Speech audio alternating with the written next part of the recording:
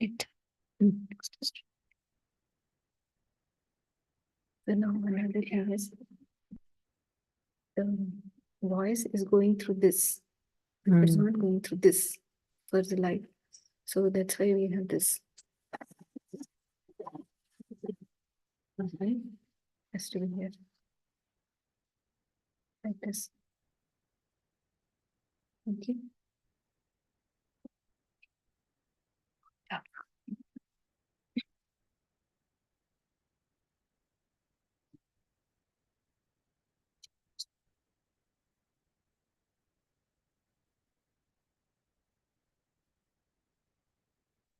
Hare Krishna.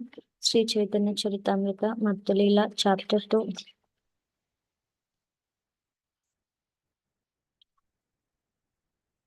Hare Krishna.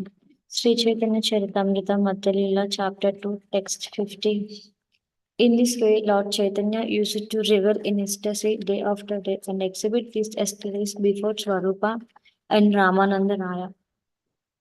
Externally, there appeared several tribulations, as if he was suffering from poisonous effects, but internally he was experiencing bliss. This is characteristic of transcendental love of Krishna.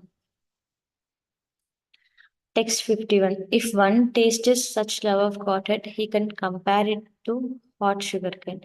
When one chews hot sugarcane, his mouth burns, yet he cannot give it up. Similarly, if one has but a little love of Godhead, he can perceive its powerful effects. It can only be compared to poison and nectar mixed together. Text 52. Lord Chaitanya Mahaprabhu spoke, my dear beautiful friend, if one develops love of Godhead, love of Krishna, the son of Nanda Maharaj, all the bitter and sweet influences of this love will manifest in one's heart.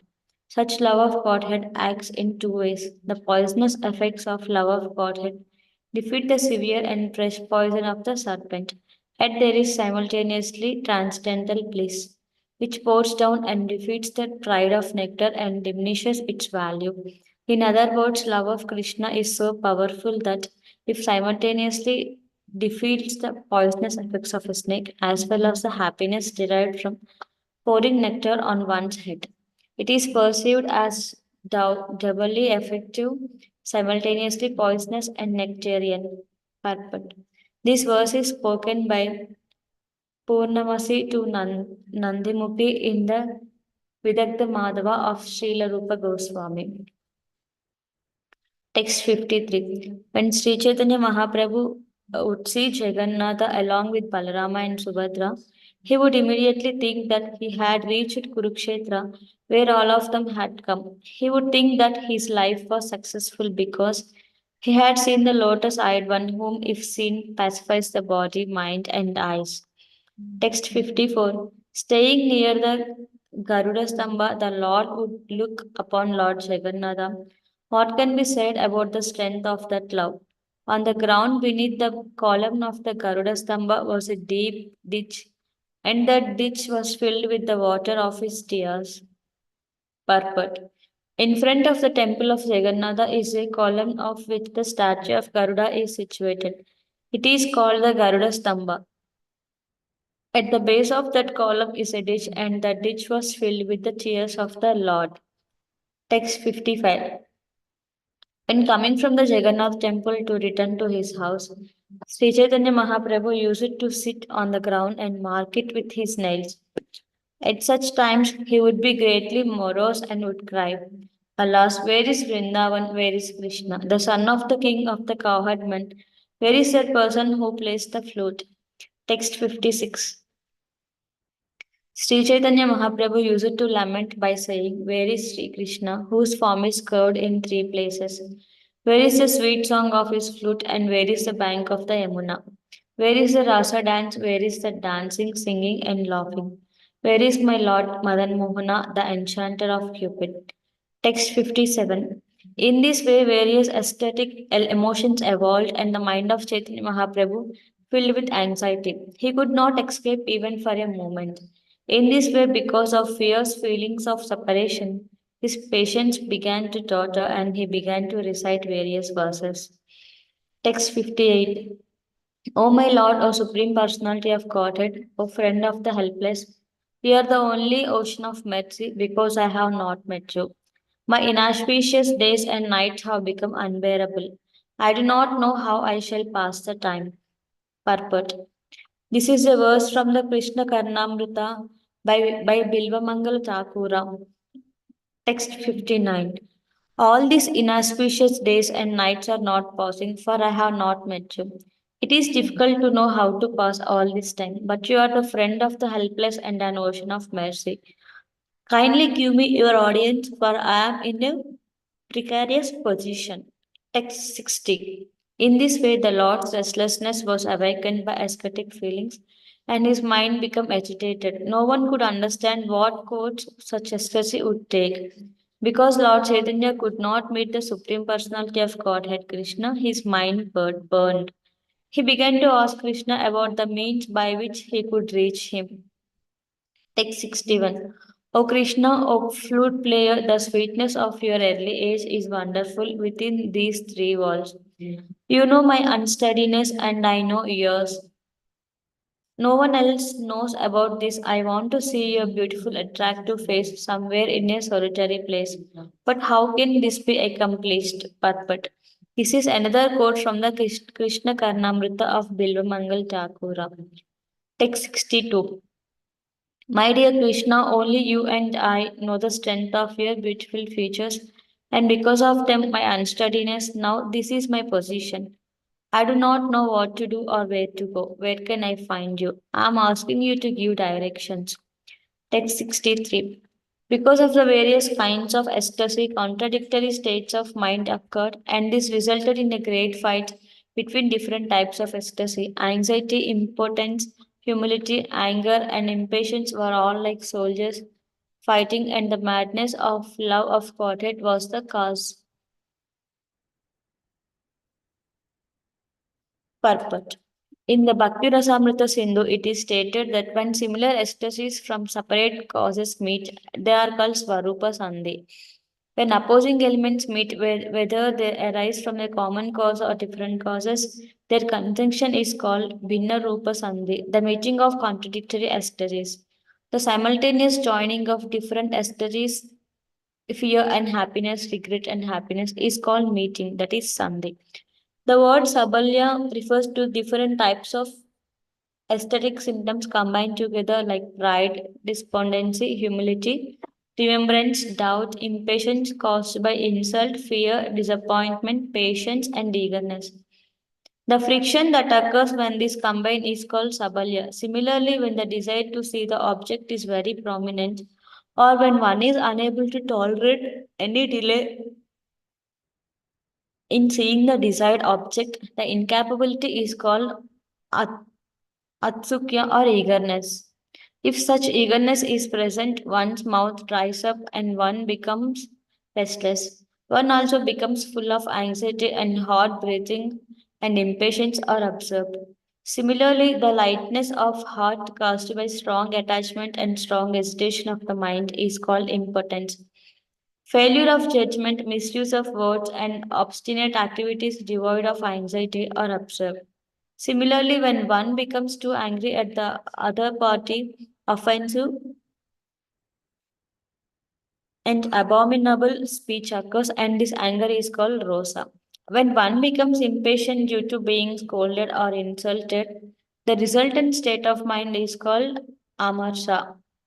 In this state of mind, one perspires, acquires a headache, fades in bodily color, and experiences anxiety and an urge to search out the remedy. The bearing of a grudge, aversion, and chastisement are all visible symptoms. Text 64.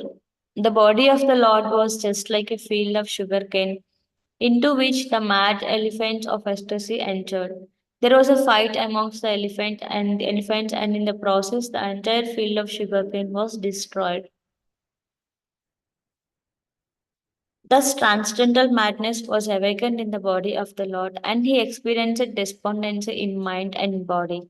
In this ecstatic condition, he began to speak as follows. Text 65.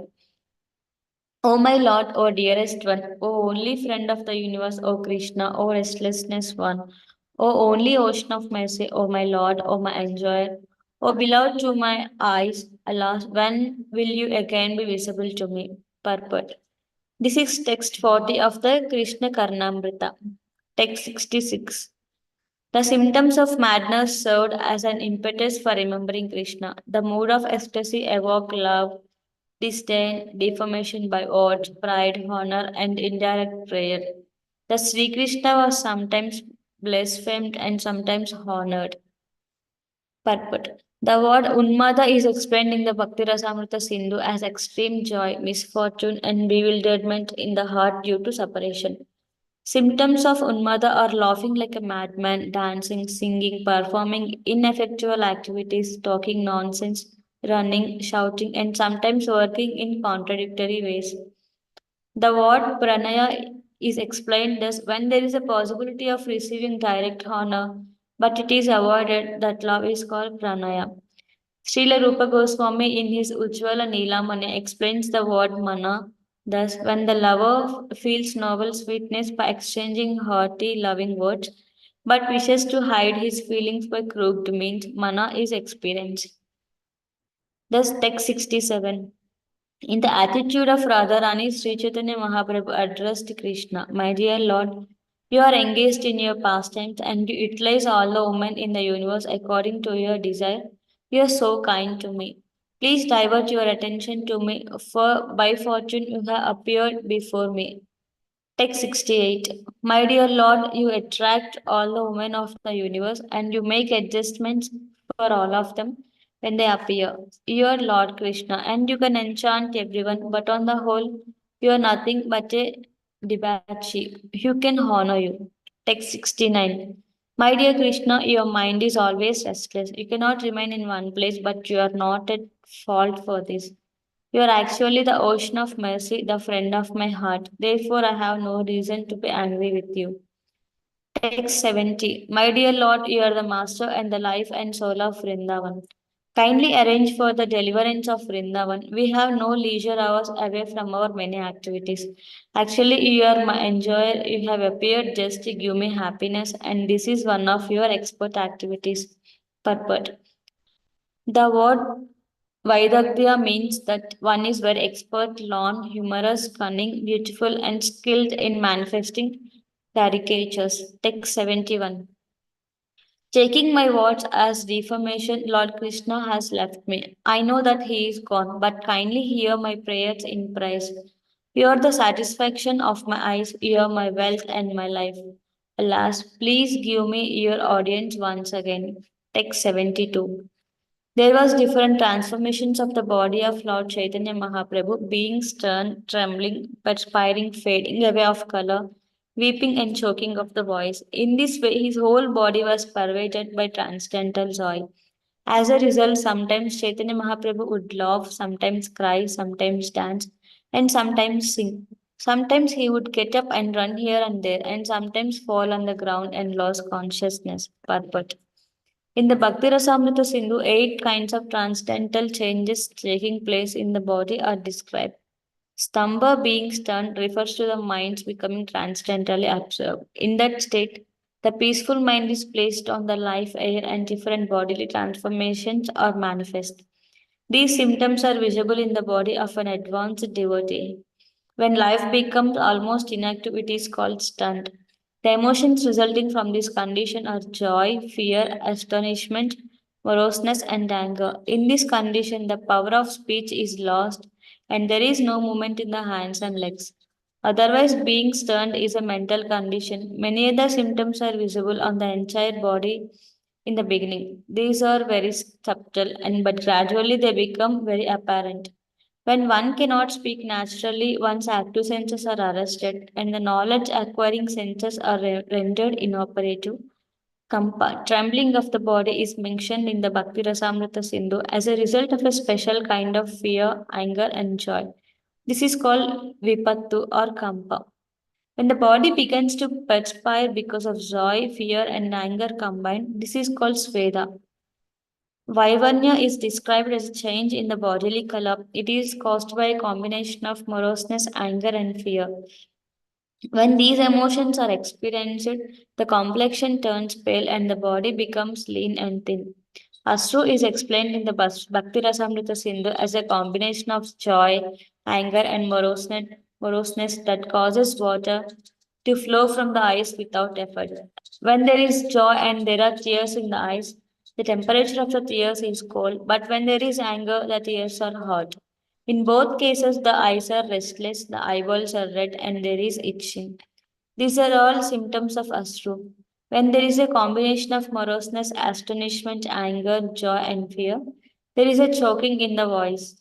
This choking is called Gadgada. Sri Chaitanya Mahaprabhu refers to Gadgada Ruddhaya Gira or a faltering voice.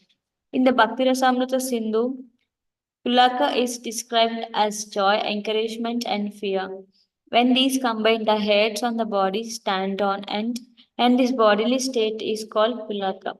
Text 73. When Sri Chaitanya Mahaprabhu was thus unconscious, he happened to meet the Supreme Personality of Godhead. Consequently, he got up and immediately made a tumultuous sound very loudly, declaring, "Now Krishna, the great personality, is present." In this way, because of Krishna's sweet qualities, Chaitanya Mahaprabhu made different types of mistakes in his mind. Thus, by reciting the following verse, he ascertained the presence of Lord Krishna. Text 74. In the attitude of Radharani, Sri Chaitanya Mahaprabhu addressed the gopis. My dear friends, where is that Krishna, Cupid personified, who has the effulgence of a Kadamba flower? Who is sweetness itself, the nectar of my eyes and mind? He who loosens the hair of the gopis, who is the supreme source of transcendental bliss and my life and soul. Has he come before my eyes again? Purport. This is another verse from the Krishna Karnamrita 68, text 75. Sri Chaitanya Mahaprabhu then began to talk like this. Is Cupid personified present with the effulgence and reflection of the Kadamba tree? He sees the same person, personified sweetness, who is the pleasure of my eyes and mind, who is my life and soul. Has Krishna actually come before my eyes? Text 76. As the spiritual master chastises the disciple and teaches him the art of devotional service, so all the aesthetic symptoms of Lord Chaitanya Mahaprabhu, including despondency, moroseness, humility, restlessness, joy, endurance, and anger, instructed his body and mind. In this way, Sri Chaitanya Mahaprabhu passed his time. Text 77. He also passed his time reading the books and singing the songs of Chandidasa and Vidyapati and listening to quotations from the Jagannatha Vallabha Nataka, Krishna Karnamrita, and Gita Govinda. Thus, in the association of Swarupa Damodar and Raya Ramananda, Sri Chaitanya Mahaprabhu passed his days and nights chanting and hearing with great pleasure. Text 78. Among his devotees, Lord Chaitanya Mahaprabhu enjoyed paternal loving affection from Paramananda Puri, friendly as affection with Ramananda Raya, unalloyed service from Govinda and others, and humors of conjugal love with Gadadhara, Jagadhananda, and Swarupa Damodara. Sri Chaitanya Mahaprabhu enjoyed all these four mellows and thus he remained obligate to his devotees. Purport. Paramananda Puri is said to have been Uddhava in Vrindavan. His affections with Sri Chaitanya Mahaprabhu were on the platform of paternal love. This was because Paramananda Puri happened to be the godbrother of the spiritual master of Sri Chaitanya Mahaprabhu. Similarly, Ramananda Raya, who is considered an incarnation of Arjuna and by some an incarnation of Visakha Devi, enjoyed unalloyed fraternal love with the Lord. Unalloyed personal service was enjoyed by Govinda and others. In the presence of his most confidential devotees like Gadadhara Pandita, Jagadananda, and Swarupa Damodara, Chaitanya Mahaprabhu enjoyed the aesthetic conditions of Srimati Radharani in her conjugal relationship with Krishna. Absorbed in these four transcendental mellows, Sri Chaitanya Mahaprabhu resided in Jagannath Puri, feeling very much obliged to his devotees. Text 79. Leela Shukam, that is Bilvamangala Thakura, was an ordinary human being and he developed many aesthetic symptoms in his body. What then is so astonishing about these symptoms being manifest in the body of the Supreme Personality of Godhead? In the aesthetic mood of conjugal love, Sri Chaitanya Mahaprabhu was on the highest platform. Therefore, all the exuberant ecstatics were naturally visible in his body. Purport.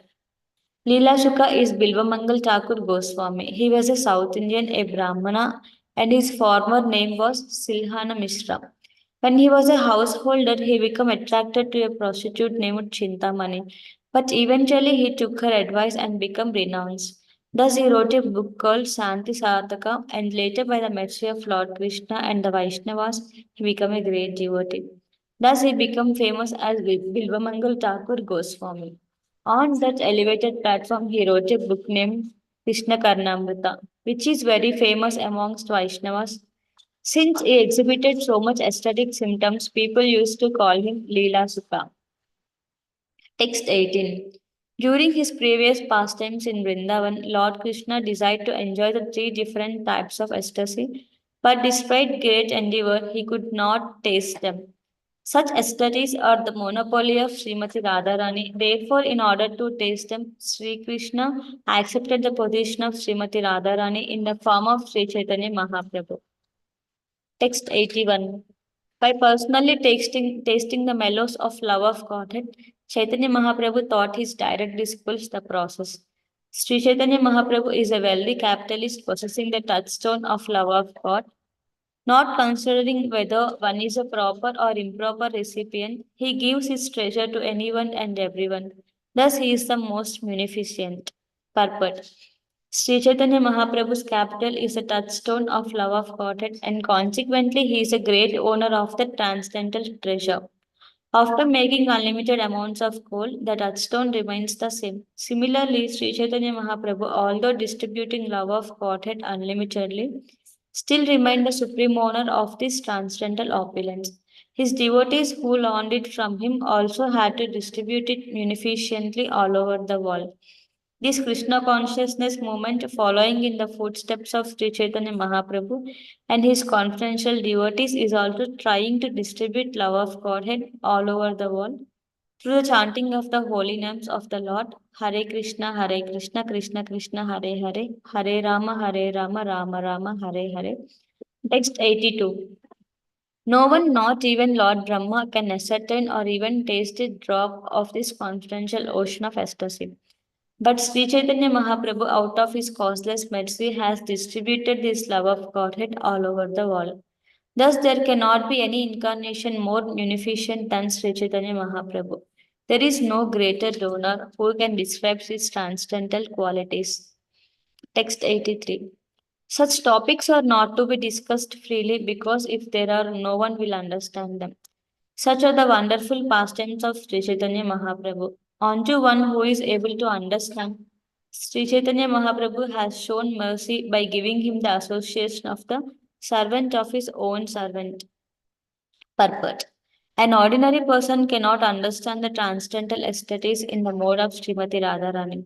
Unfit persons who try to understand them are perverted into the Sahajiya, Baula, and other Sampradayas. Thus, the teachings are perverted. Even learned scholars in the academic field cannot understand the transcendental bliss and ecstasy exhibited by Sri Chaitanya Mahaprabhu and his pure devotees. One must be fit to understand the purport of Sri Chaitanya Mahaprabhu's activities. Text 84. The pastimes of Sri Chaitanya Mahaprabhu are the topmost of jewels. They have been kept in the storehouse of Swarupa Damodara Goswami, who has explained them to Raghunath Das Goswami, who has repeated them to me. Whatever little I have heard from Raghunath Das Goswami, I have described in this book, which is presented to all devotees. Purport. All the activities of Sri Chaitanya Mahaprabhu were noted by his personal secretary Swarupa Damodara and repeated to Raghunath Das Goswami, who memorized them. Whatever Krishnadas Kaviraj Goswami heard is recorded in Sri Chaitanya Charitamrta.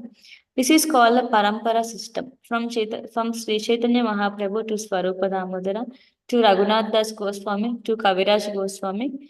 Krishnadasa Kaviraj Goswami has distributed this information in his book Chaitanya Charitamrita. In other words, Sri Chaitanya Charitamrita is the essence of the instruction given through the Parampara system of the disciplic succession stemming from Sri Chaitanya Mahaprabhu.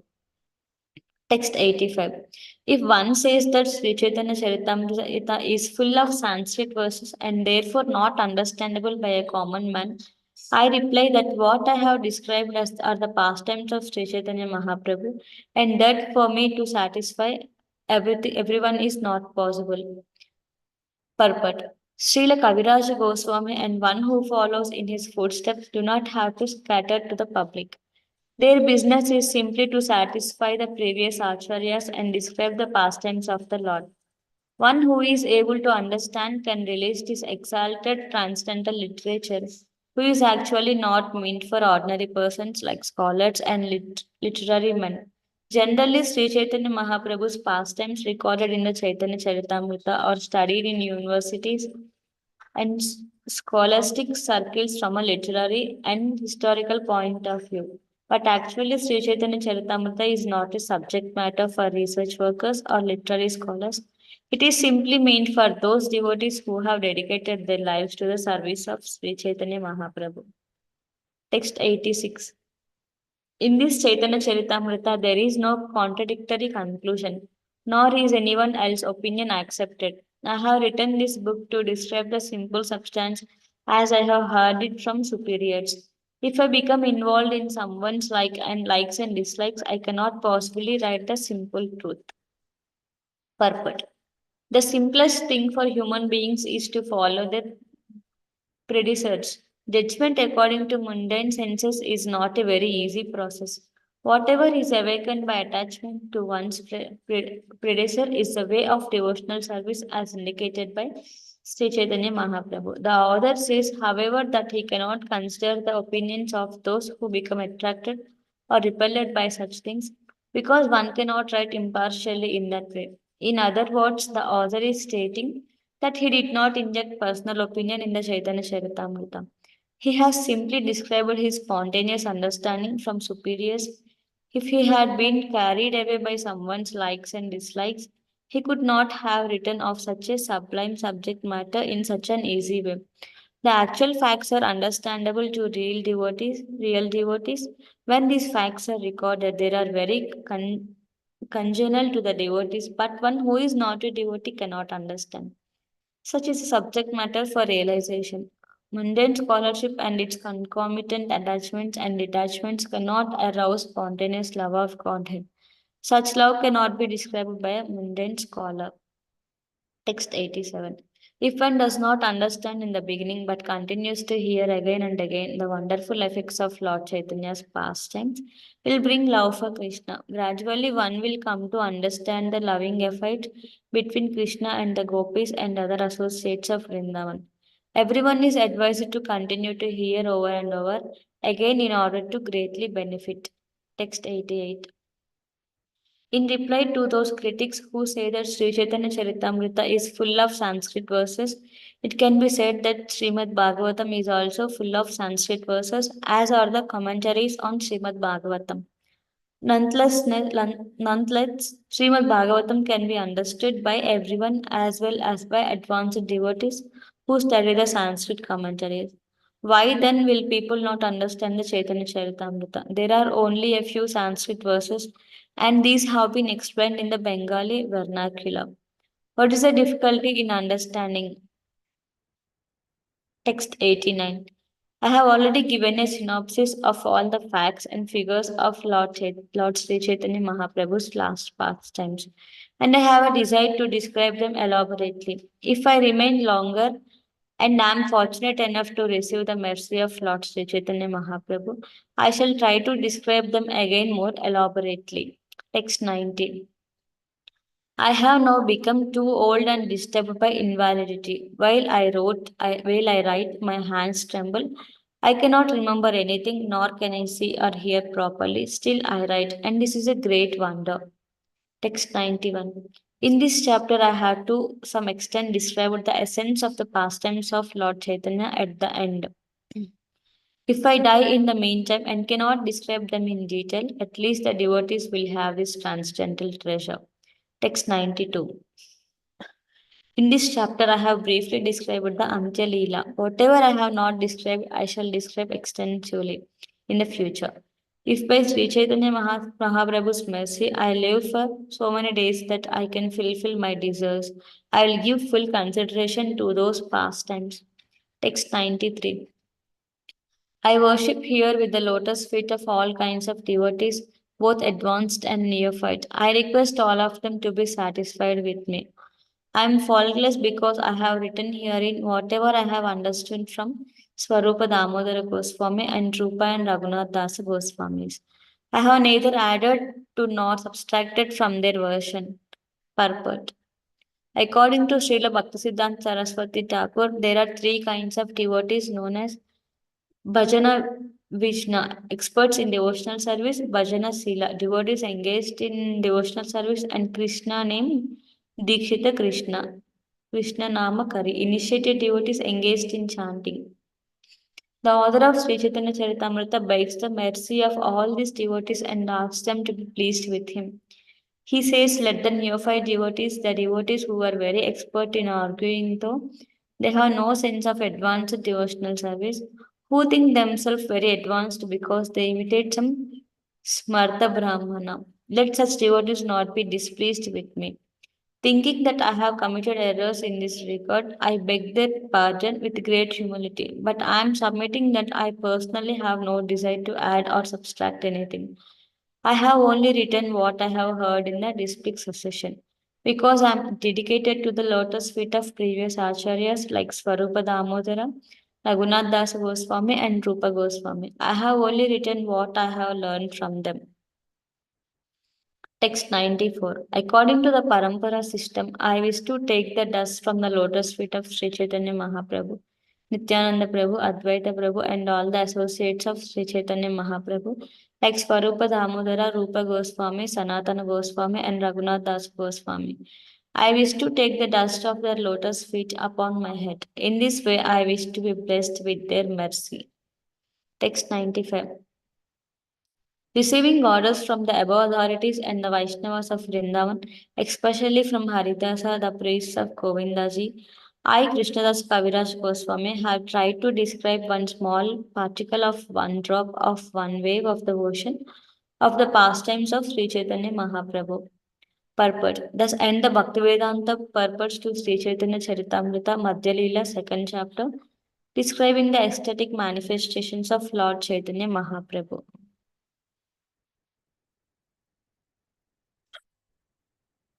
Chapter 3. Lord Sri Chaitanya Mahaprabhu stay at the house of Advaita Acharya. In his Amrita Pravaha Bhasya, Srila Bhaktivinoda Thakur gives the following summary of the third chapter. After accepting the sannyasa order at Katwa, Sri Chaitanya Mahaprabhu traveled continuously for 3 days in Radha Desha and by the trick of Nityananda Prabhu, eventually came to the western side of Santipura. Sri Chaitanya Mahaprabhu was induced to believe that the river Ganges was Yamuna.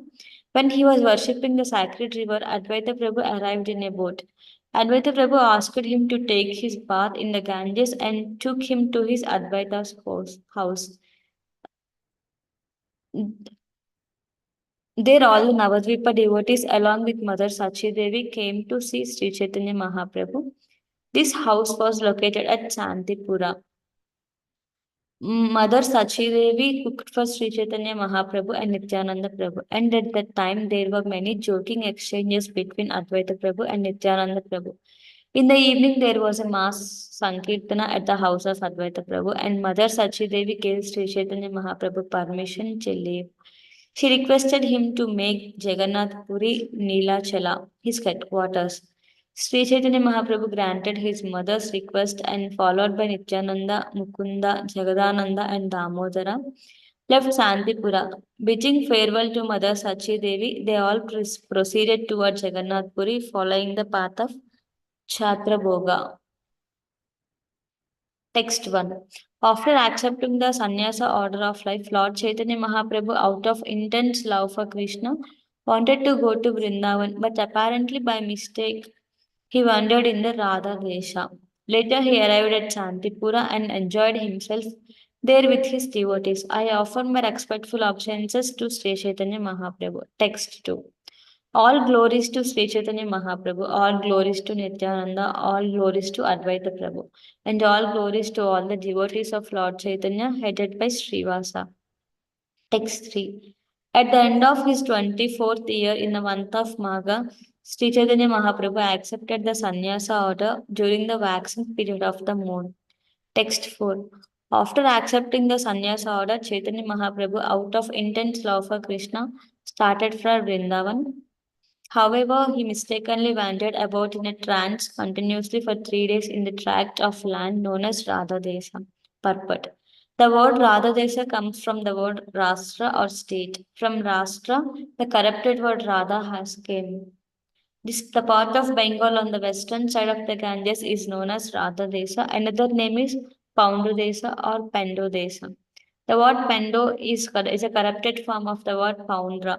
It appears that the capital of Rashtra was situated in that part of Bengal. Text 5. Passing through the tract of land known as Radha Sri Chaitanya Mahaprabhu recited the following verse in ecstasy. Text 6. As a Brahmana from Avanti Desha said, I shall cross over the insurmountable ocean of nescience by being firmly fixed in the service of the lotus feet of Krishna. This was approved by the previous acharyas who were fixed in firm devotion to the Lord, Paramatma, the Supreme Personality of Godhead. Purport. In connection with this verse, which is a quotation from Srimad Bhagavatam, Srila Bhaktisiddhanta Saraswati Thakur says that of the 64 items required for rendering devotional service, acceptance of the symbolic marks of sannyasa is a regulative principle. If one accepts a sannyasa order, his main business is to devote his life completely to the service of Mukunda, Krishna. If one does not completely devote his mind and body to the service of the Lord, he does not actually become a sannyasi. It is not simply a matter of changing dress. In Bhagavad Gita, it is also stated, Anashrita karma phalam karyam karma karotiya sa sannyasi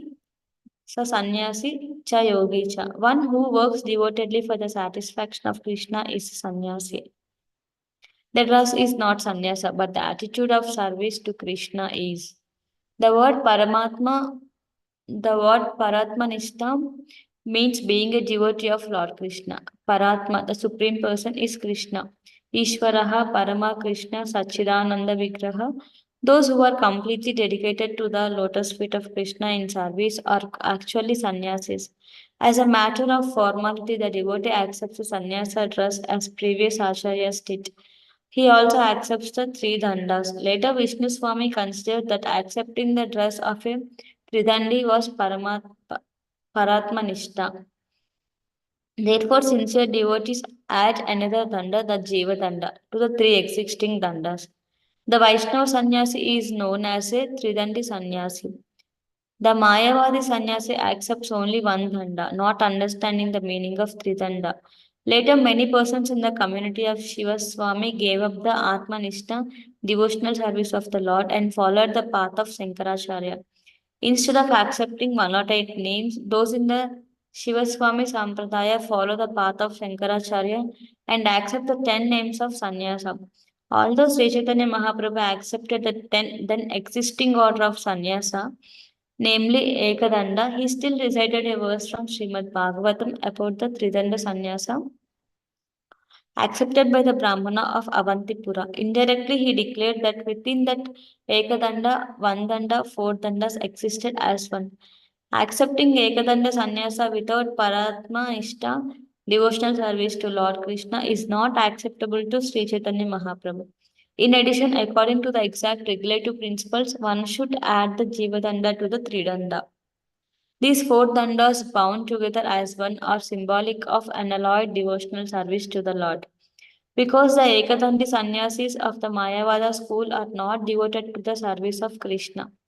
They try to merge into the Brahman effulgence, which is a marginal position between material and spiritual existence. They accept this impersonal position as liberation. Mayavadi sannyasis, not knowing that Sri Chaitanya Mahaprabhu was a Tridandi, think of Chaitanya Mahaprabhu as an Ekadandi sannyasi. This is due to their vivarta bewilderment. In Srimad Bhagavatam, there is no such thing as an Ekadandi Sannyasi. Indeed, the Tridandi Sannyasi is accepted as a symbolic representation of the Sannyasa order. By citing this verse from Srimad Bhagavatam, Sri Chaitanya Mahaprabhu accepted the sannyasa order recommended in Srimad Bhagavatam. The Mayavadi sannyasis who are enamored of the eternal energy of the Lord cannot understand the mind of Sri Chaitanya Mahaprabhu. To date, all the devotees of Sri Chaitanya Mahaprabhu, following in his footsteps, accept the sannyasa order and keep the sacred thread and tuft of unshaved hair. The Ekadandi sannyasis of the Mayavadi school give up the sacred thread and do not keep any tuft of hair. Therefore, they are unable to understand the purport of Tridanda sannyasa, and as such, they are not inclined to dedicate their lives to the service of Mukunda. They simply think of merging into the existence of Brahman because of their disgust with material existence. The acharyas who advocate the Daiva Varnashramam, the social order of Chaturya Varnam, mentioned in the Bhagavad Gita, do not accept the proposition of Asura Varnashrama, which maintains that the social order of Varna is indicated by birth. The most intimate devotee of Sri Chaitanya Mahaprabhu, namely Gadadhara Pandita, accepted Tridanda Sannyasa and also accepted Madhava Upadhyaya as his Tridandi Sannyasi disciple. It is said that from this Madhvacharya, the Sampradaya known in Western India as the Vallabhacharya Sampradaya has begun. Srila Gopala Bhatta Goswami, who is known as a Smriti Acharya in the Gauda Vaishnava Sampradaya, later accepted the Tridanda Sannyasa order from Tridandipada Prabodhananda Saraswati. All the acceptance of Tridanda Sannyasa is not distinctly mentioned in the Gaudiya Vaishnava literature. The first verse of Srila Rupa Goswami's Upadesamrita advocates that one should accept the Tridanda Sannyasa order by controlling the six forces.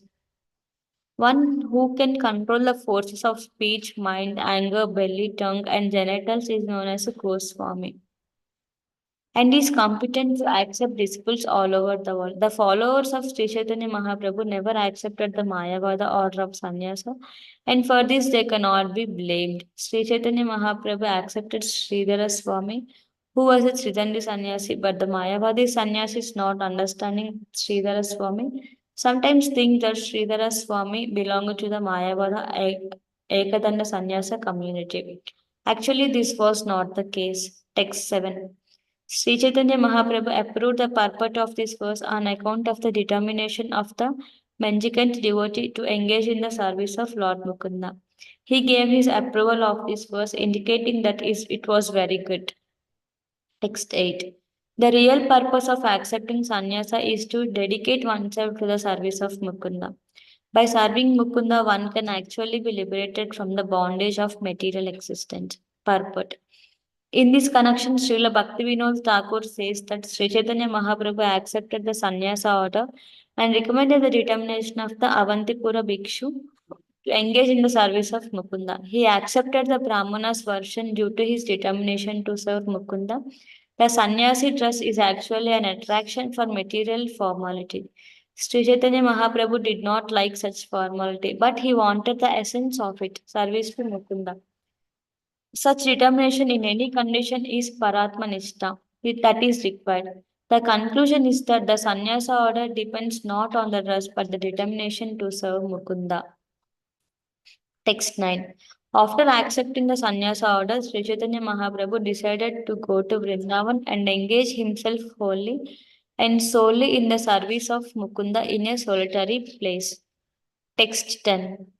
As Sri Chaitanya Mahaprabhu was en route to Vrindavan, all the aesthetic symptoms become manifest, and he did not know in which direction he was going, nor did he know whether it was day or night.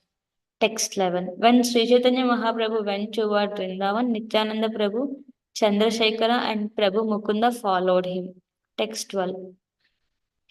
When Sri Chaitanya Mahaprabhu passed through Radha Desha, whoever saw him in ecstasy exclaimed, Hari Hari. As they chanted this with the Lord, all the unhappiness of material existence diminished. Text 13. All the cowherd boys who saw Sri Chaitanya Mahaprabhu passing joined with him and began to shout loudly, Hari Hari. Text 14. When he heard all the cowherd voices, he hurried. Sri Chaitanya Mahaprabhu was very pleased. He approached them, put his hand on their heads, and said, "Go on chanting like that." Text 15. Sri Chaitanya Mahaprabhu thus blessed them all, saying that they were all fortunate. In this way, he praised them and he felt very successful because they chanted the holy name of Lord Hari. Text 16. Calling all the boys in conference and telling a reasonable story, Nityananda Prabhu instructed them as follows.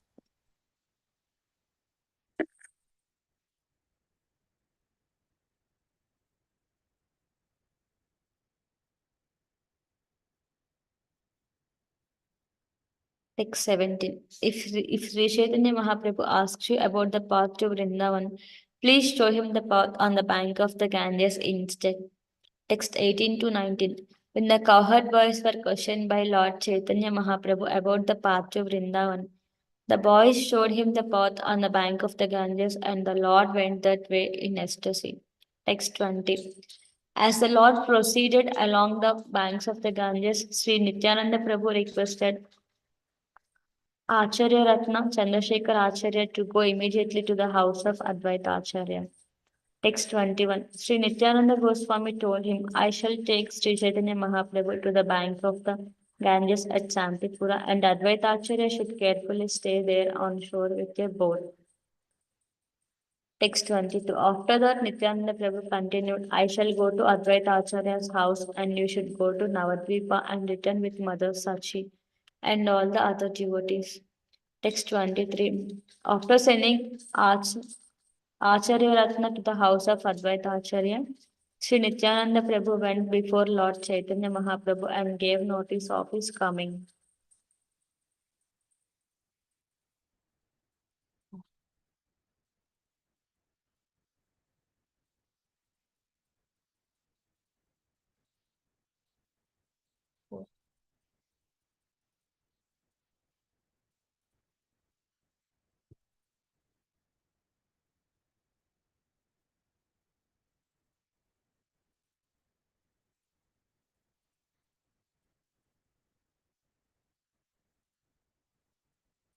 The Chaitanya Charitamrta, Madhya lila, text 3, text 24. Chapter 3, text 24. Sri Chaitanya Mahaprabhu was in ecstasy, and he asked where Nityananda Prabhu was going. Nityananda replied that he was going with him towards Vrindavan. 25. When the Lord asked Nityananda Prabhu how far it was to Vrindavan, Nityananda replied, Just see, here is the river Yamuna. 26. Saying this, Nityananda Prabhu took Chaitanya Mahaprabhu near the Ganges, and the Lord, in his ecstasy, accepted the river Ganges as the river Yamuna. 27. The Lord said, Oh, what good fortune! Now I have seen the river Yamuna. Thus thinking the Ganges to be river Yamuna, Chaitanya Mahaprabhu began to offer prayers to it. Text 28. O river Yamuna, you are the blissful spiritual water that gives love to the son of Nanda Maharaj. You are the same as the water of the spiritual world. With you can vanquish all our offenses and the sinful reactions incurred in life. You are the creator of all auspicious things for the world. O daughter of the Sun God, kindly purify us by your pious activities. Purport. This verse is recorded in Chaitanya Chandrodaya Nataka 5.13 by Kavi Karnapur. Text 29. After reciting this mantra, Sri Chaitanya Mahaprabhu offered obeisances and took his bath in the Ganges. At that time, he had only one piece of underwear, for there was no second garment. Text 30. While Sri Chaitanya Mahaprabhu was standing there without a second garment, Sri Advaita Acharya arrived in a boat, bringing with him new underwear and external garments. 31. When Advaita Acharya arrived, he stood before the Lord and offered his obeisances. After seeing him, the Lord began to wonder about the entire situation. 32. Still in his ecstasy, the Lord asked Advaita Acharya, "Why did you come here? How did you know that I was in Vrindavan?" 33. Advaita Acharya disclosed the whole situation, telling Sri Chaitanya Mahaprabhu, "Wherever you are, that is Vrindavan. Now it is my good fortune that you have come to the bank of the Ganges." 34. Sri Chaitanya Mahaprabhu then said, "Nityananda has cheated me. He has brought me to the bank of the Ganges and told me it was the Yamuna." 35. When Sri Chaitanya Mahaprabhu accused Nityananda of cheating him, Srila Advaita Acharya said, "Whatever Nityananda Prabhu has told you is not false. You have indeed just now taken your bath in the river Yamuna." 36. Advaita Acharya then explained that at that spot, the Ganges and Yamuna flow together. On the western side was the Yamuna, and on the eastern side was the Ganges. Purport. The Ganges and Yamuna mix at the confluence at Allahabad, Prayag. The Yamuna flows from the western side and the Ganges from the eastern, and they merge. Since Sri Chaitanya Mahaprabhu bathed on the western side, he actually took his bath in the river Yamuna. 37. Advaita Acharya then suggested that since Chaitanya Mahaprabhu had taken his bath in the river Yamuna and his underwear was now wet, the Lord should change his undergarment for dry garments. 38. Advaita Acharya said, "You have been fasting continuously for 3 days in your ecstasy of love for Krishna. I therefore invite you to my home, where you may kindly take your alms. Come with me to my residence." 39. Advaita Prabhu continued, "At my home, I have just cooked one palmful of rice. The vegetables are always very simple. There is no luxurious cooking. Simply a little liquid vegetable and spinach." 40. Saying this, Sri Advaita Acharya took the Lord into the boat and brought the Lord to his residence. There, Advaita Acharya washed the feet of the Lord and was consequently very happy within. 41. All the eatables were first cooked by the wife of Advaita Acharya. Then Srila Advaita Acharya personally offered everything to Lord Vishnu. Purport. This is the ideal householder's life.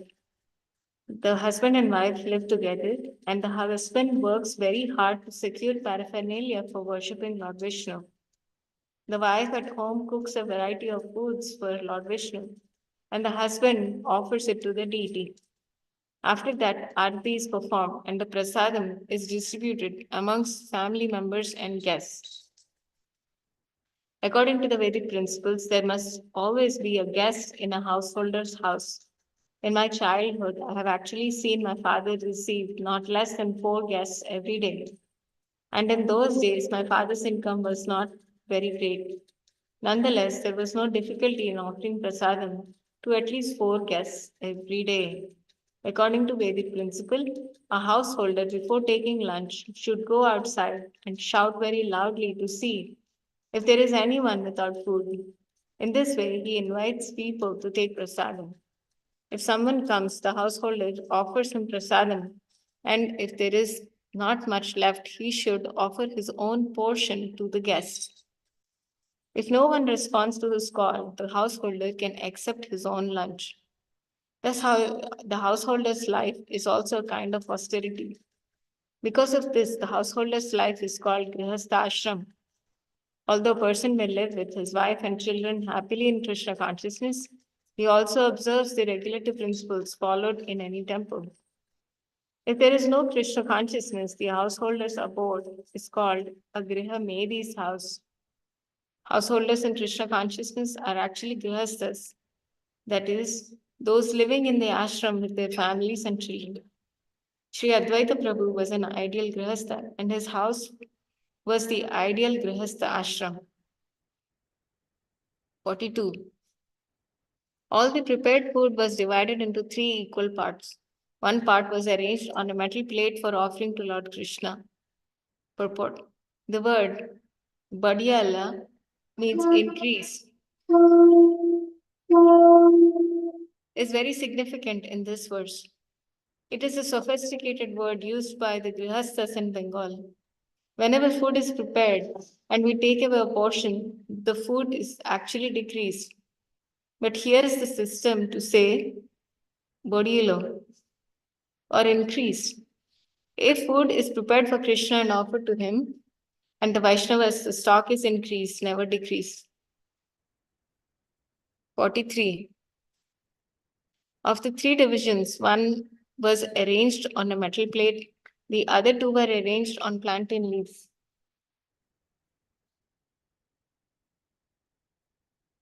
These leaves were not bifurcated, and they were taken from a banana tree that held at least 32 branches of bananas. The second plate was filled very nicely with kinds of food described below. Text 44. The cooked rice was a stack of very fine grains nicely cooked, and in the middle was yellow clarified butter from the milk of cows. Surrounding the stack of rice were pots made with the skins of banana trees, and in these pots were varieties of vegetables and moong dal. 45. Among the cooked vegetables were potatoes, squash,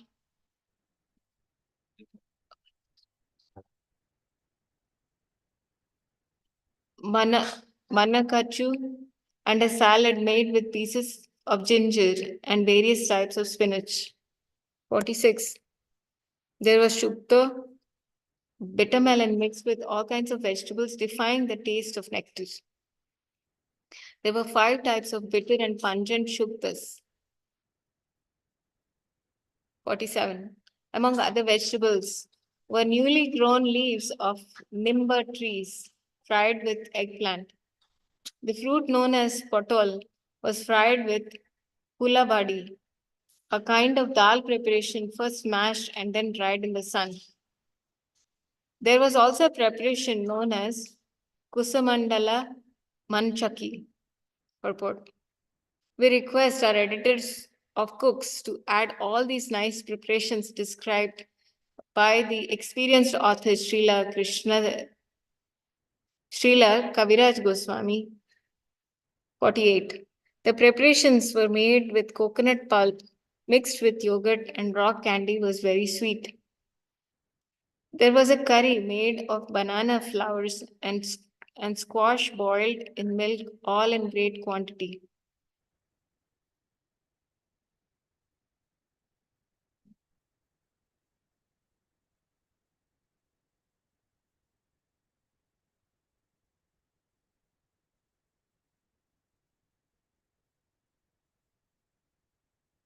Forty-nine. There were small cakes in sweet and sour sauce and 5 or 6 kinds of sour preparations. All the vegetables were so made that everyone present could take prasadam. 50. There were soft cakes made with moong dal, soft cakes made with ripe bananas, and soft cakes made with urad dal. There were various kinds of sweetmeats, condensed milk mixed with rice cakes, a coconut preparation, and every kind of cake desirable. 51. All the vegetables were served in pots made of banana leaves taken from trees producing at least 32 bunches of bananas. These pots were very strong and big and did not tilt or totter.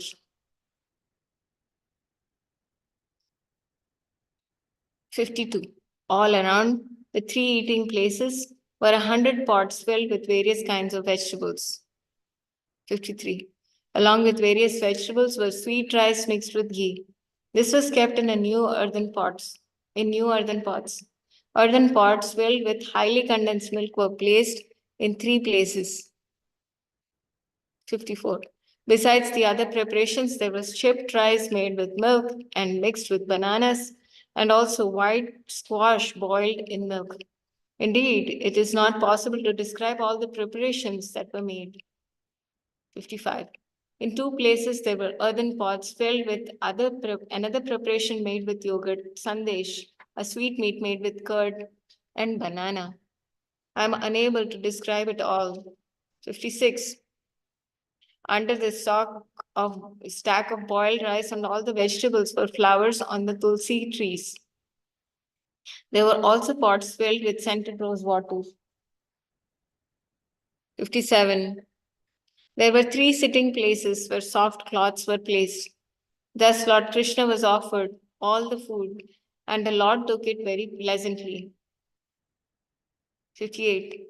It is the system after offering food to perform Bhogarti. Advaita Prabhu asked the 2 brothers, Lord Chaitanya Mahaprabhu and Nityananda Prabhu, to come see the Aarti. The 2 lords and all others present went to see Aarti ceremony. 59. After Aarti was performed for the deities in the temple, Lord Krishna was made to lie down to rest. Advaita Acharya then came out to submit something to Lord Chaitanya Mahaprabhu. 60. Sri Advaita Prabhu said, My dear lords, kindly enter this room. The 2 brothers, Chaitanya Mahaprabhu and Nityananda Prabhu, then came forward to take the prasadam. 61. Lord Sri Chaitanya Mahaprabhu and Nityananda Prabhu went to accept the prasadam. They both called Mukunda and Haridas to come with them. However, Mukunda and Haridas, both with folded hands, spoke as follows. 62. When Mukunda was called for, he submitted, My dear sir, I have something to do that is not yet finished. Later, I shall accept the prasadam. So you 2 Prabhus should now please enter the room. 63. Haridas Thakur said, I am the most sinful and lowest among men. Later, I shall eat 1 palmful of prasadam while waiting outside. Purport. Although the Hindus and Muslims lived together in a very friendly manner, still there were distinctions between them. The Muslims were considered Yavanas or low-born, and whenever a Muslim was invited, he would be fed outside of the house. Although personally called by Sri Chaitanya Mahaprabhu and Nityananda Prabhu to take prasadam with them, still out of great humility, Haridas Thakur submitted, I shall take the prasadam outside of the house. Although Haridas Thakur was an exalted Vaishnava, accepted by Advaita Acharya, Nityananda Prabhu, and Sri Chaitanya Mahaprabhu, nonetheless, in order not to disturb social tranquility, he humbly kept himself in the position of a Muslim, outside the jurisdiction of the Hindu community. Therefore, he proposed to take prasadam outside the house. Although he was in an exalted position and equal to other great Vaishnavas, he considered himself papishta, a most sinful man, and adhama, the lowest among men. Although a Vaishnava may be very advanced spiritually, he kept himself externally humble and submissive. 64. Advaita Acharya took Lord Nityananda Prabhu and Lord Chaitanya Mahaprabhu within the room, and the 2 lords saw the arrangement of the prasadam. Sri Chaitanya Mahaprabhu was specially very pleased. Purport. Sri Chaitanya Mahaprabhu was pleased because he saw how nicely so many varieties of food were prepared for Krishna. Actually, all kinds of prasadam are prepared for Krishna, not for the people. But the devotees partake the prasadam with great pleasure. 65. Sri Chaitanya Mahaprabhu approved of all the methods employed in cooking and offering food to Krishna. Indeed, he was so pleased that he said, Frankly, I will personally take the lotus feet of anyone who can offer Krishna such nice food and place those lotus feet on my head, birth after birth. 66.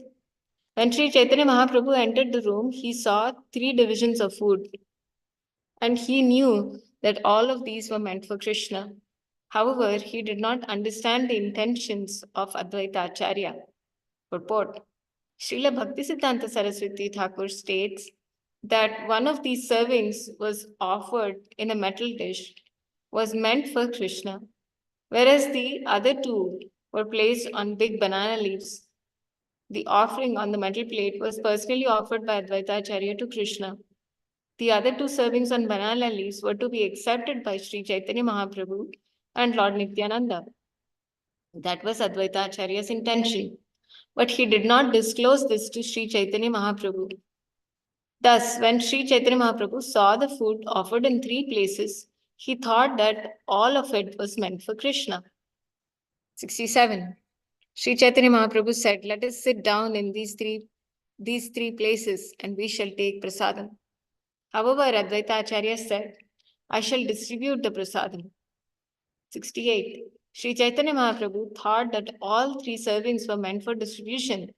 Therefore, he asked for another 2 banana leaves, saying, "Let us have a very little quantity of vegetables and rice." 69. Advaita Acharya said, "Just sit down here on these seats." Catching their hands, he sat them both down. 70. Sri Chaitanya Mahaprabhu said, "It is not proper for a sannyasi to eat such a variety of foods. If he does, how can he control his senses?" Purport. The word upakarna indicates a variety of food such as dal, vegetables, and other varieties of possible dishes that one can eat very nicely with rice. It is not proper, however, for a sannyasi to eat such palatable dishes. If he did so, he would not be able to control his senses. Sri Chaitanya Mahaprabhu did not encourage sannyasis to eat very palatable dishes, for the whole Vaishnav cult is Vairagya Vidya, as renounced as possible. Chaitanya Mahaprabhu also advised Raghunath Das Goswami not to eat very palatable dishes, wear very nice garments, or talk on mundane subjects. These things are all prohibited for those in the renounced order. A devotee does not accept anything to eat that is not first offered to Krishna. All the rich foods offered to Krishna are given to the grihasthas, the householders. There are many nice things offered to Krishna: garlands, bed sets, nice ornaments, nice food, and even nicely prepared pan, betel nuts. But a humble Vaishnava, thinking his body material and nasty, does not accept such preparations for himself. He thinks that by accepting such things, he will offend the lotus feet of the Lord. Those who are Sahajiyas cannot understand what Sri Chaitanya Mahaprabhu meant when he asked Advaita Acharya to bring 2 separate leaves and give a small quantity of the prasadam to him. 71. When Sri Chaitanya Mahaprabhu did not accept the food that had already been served, Advaita Acharya said, "Please give up your concealment. I know what you are, and I know the confidential meaning of your accepting the sannyas order." 72. Advaita Acharya thus requested Sri Chaitanya Mahaprabhu to eat and give up juggling words. The Lord replied, "I certainly cannot eat so much food." 73. Advaita Acharya then requested the Lord to simply accept the prasadam without pretense. If he could not eat it all, the balance could be left on the plate. 74. Sri Chaitanya Mahaprabhu said, "I will not be able to eat so much food, and it is not the duty of a sannyasi to leave remnants." Purport.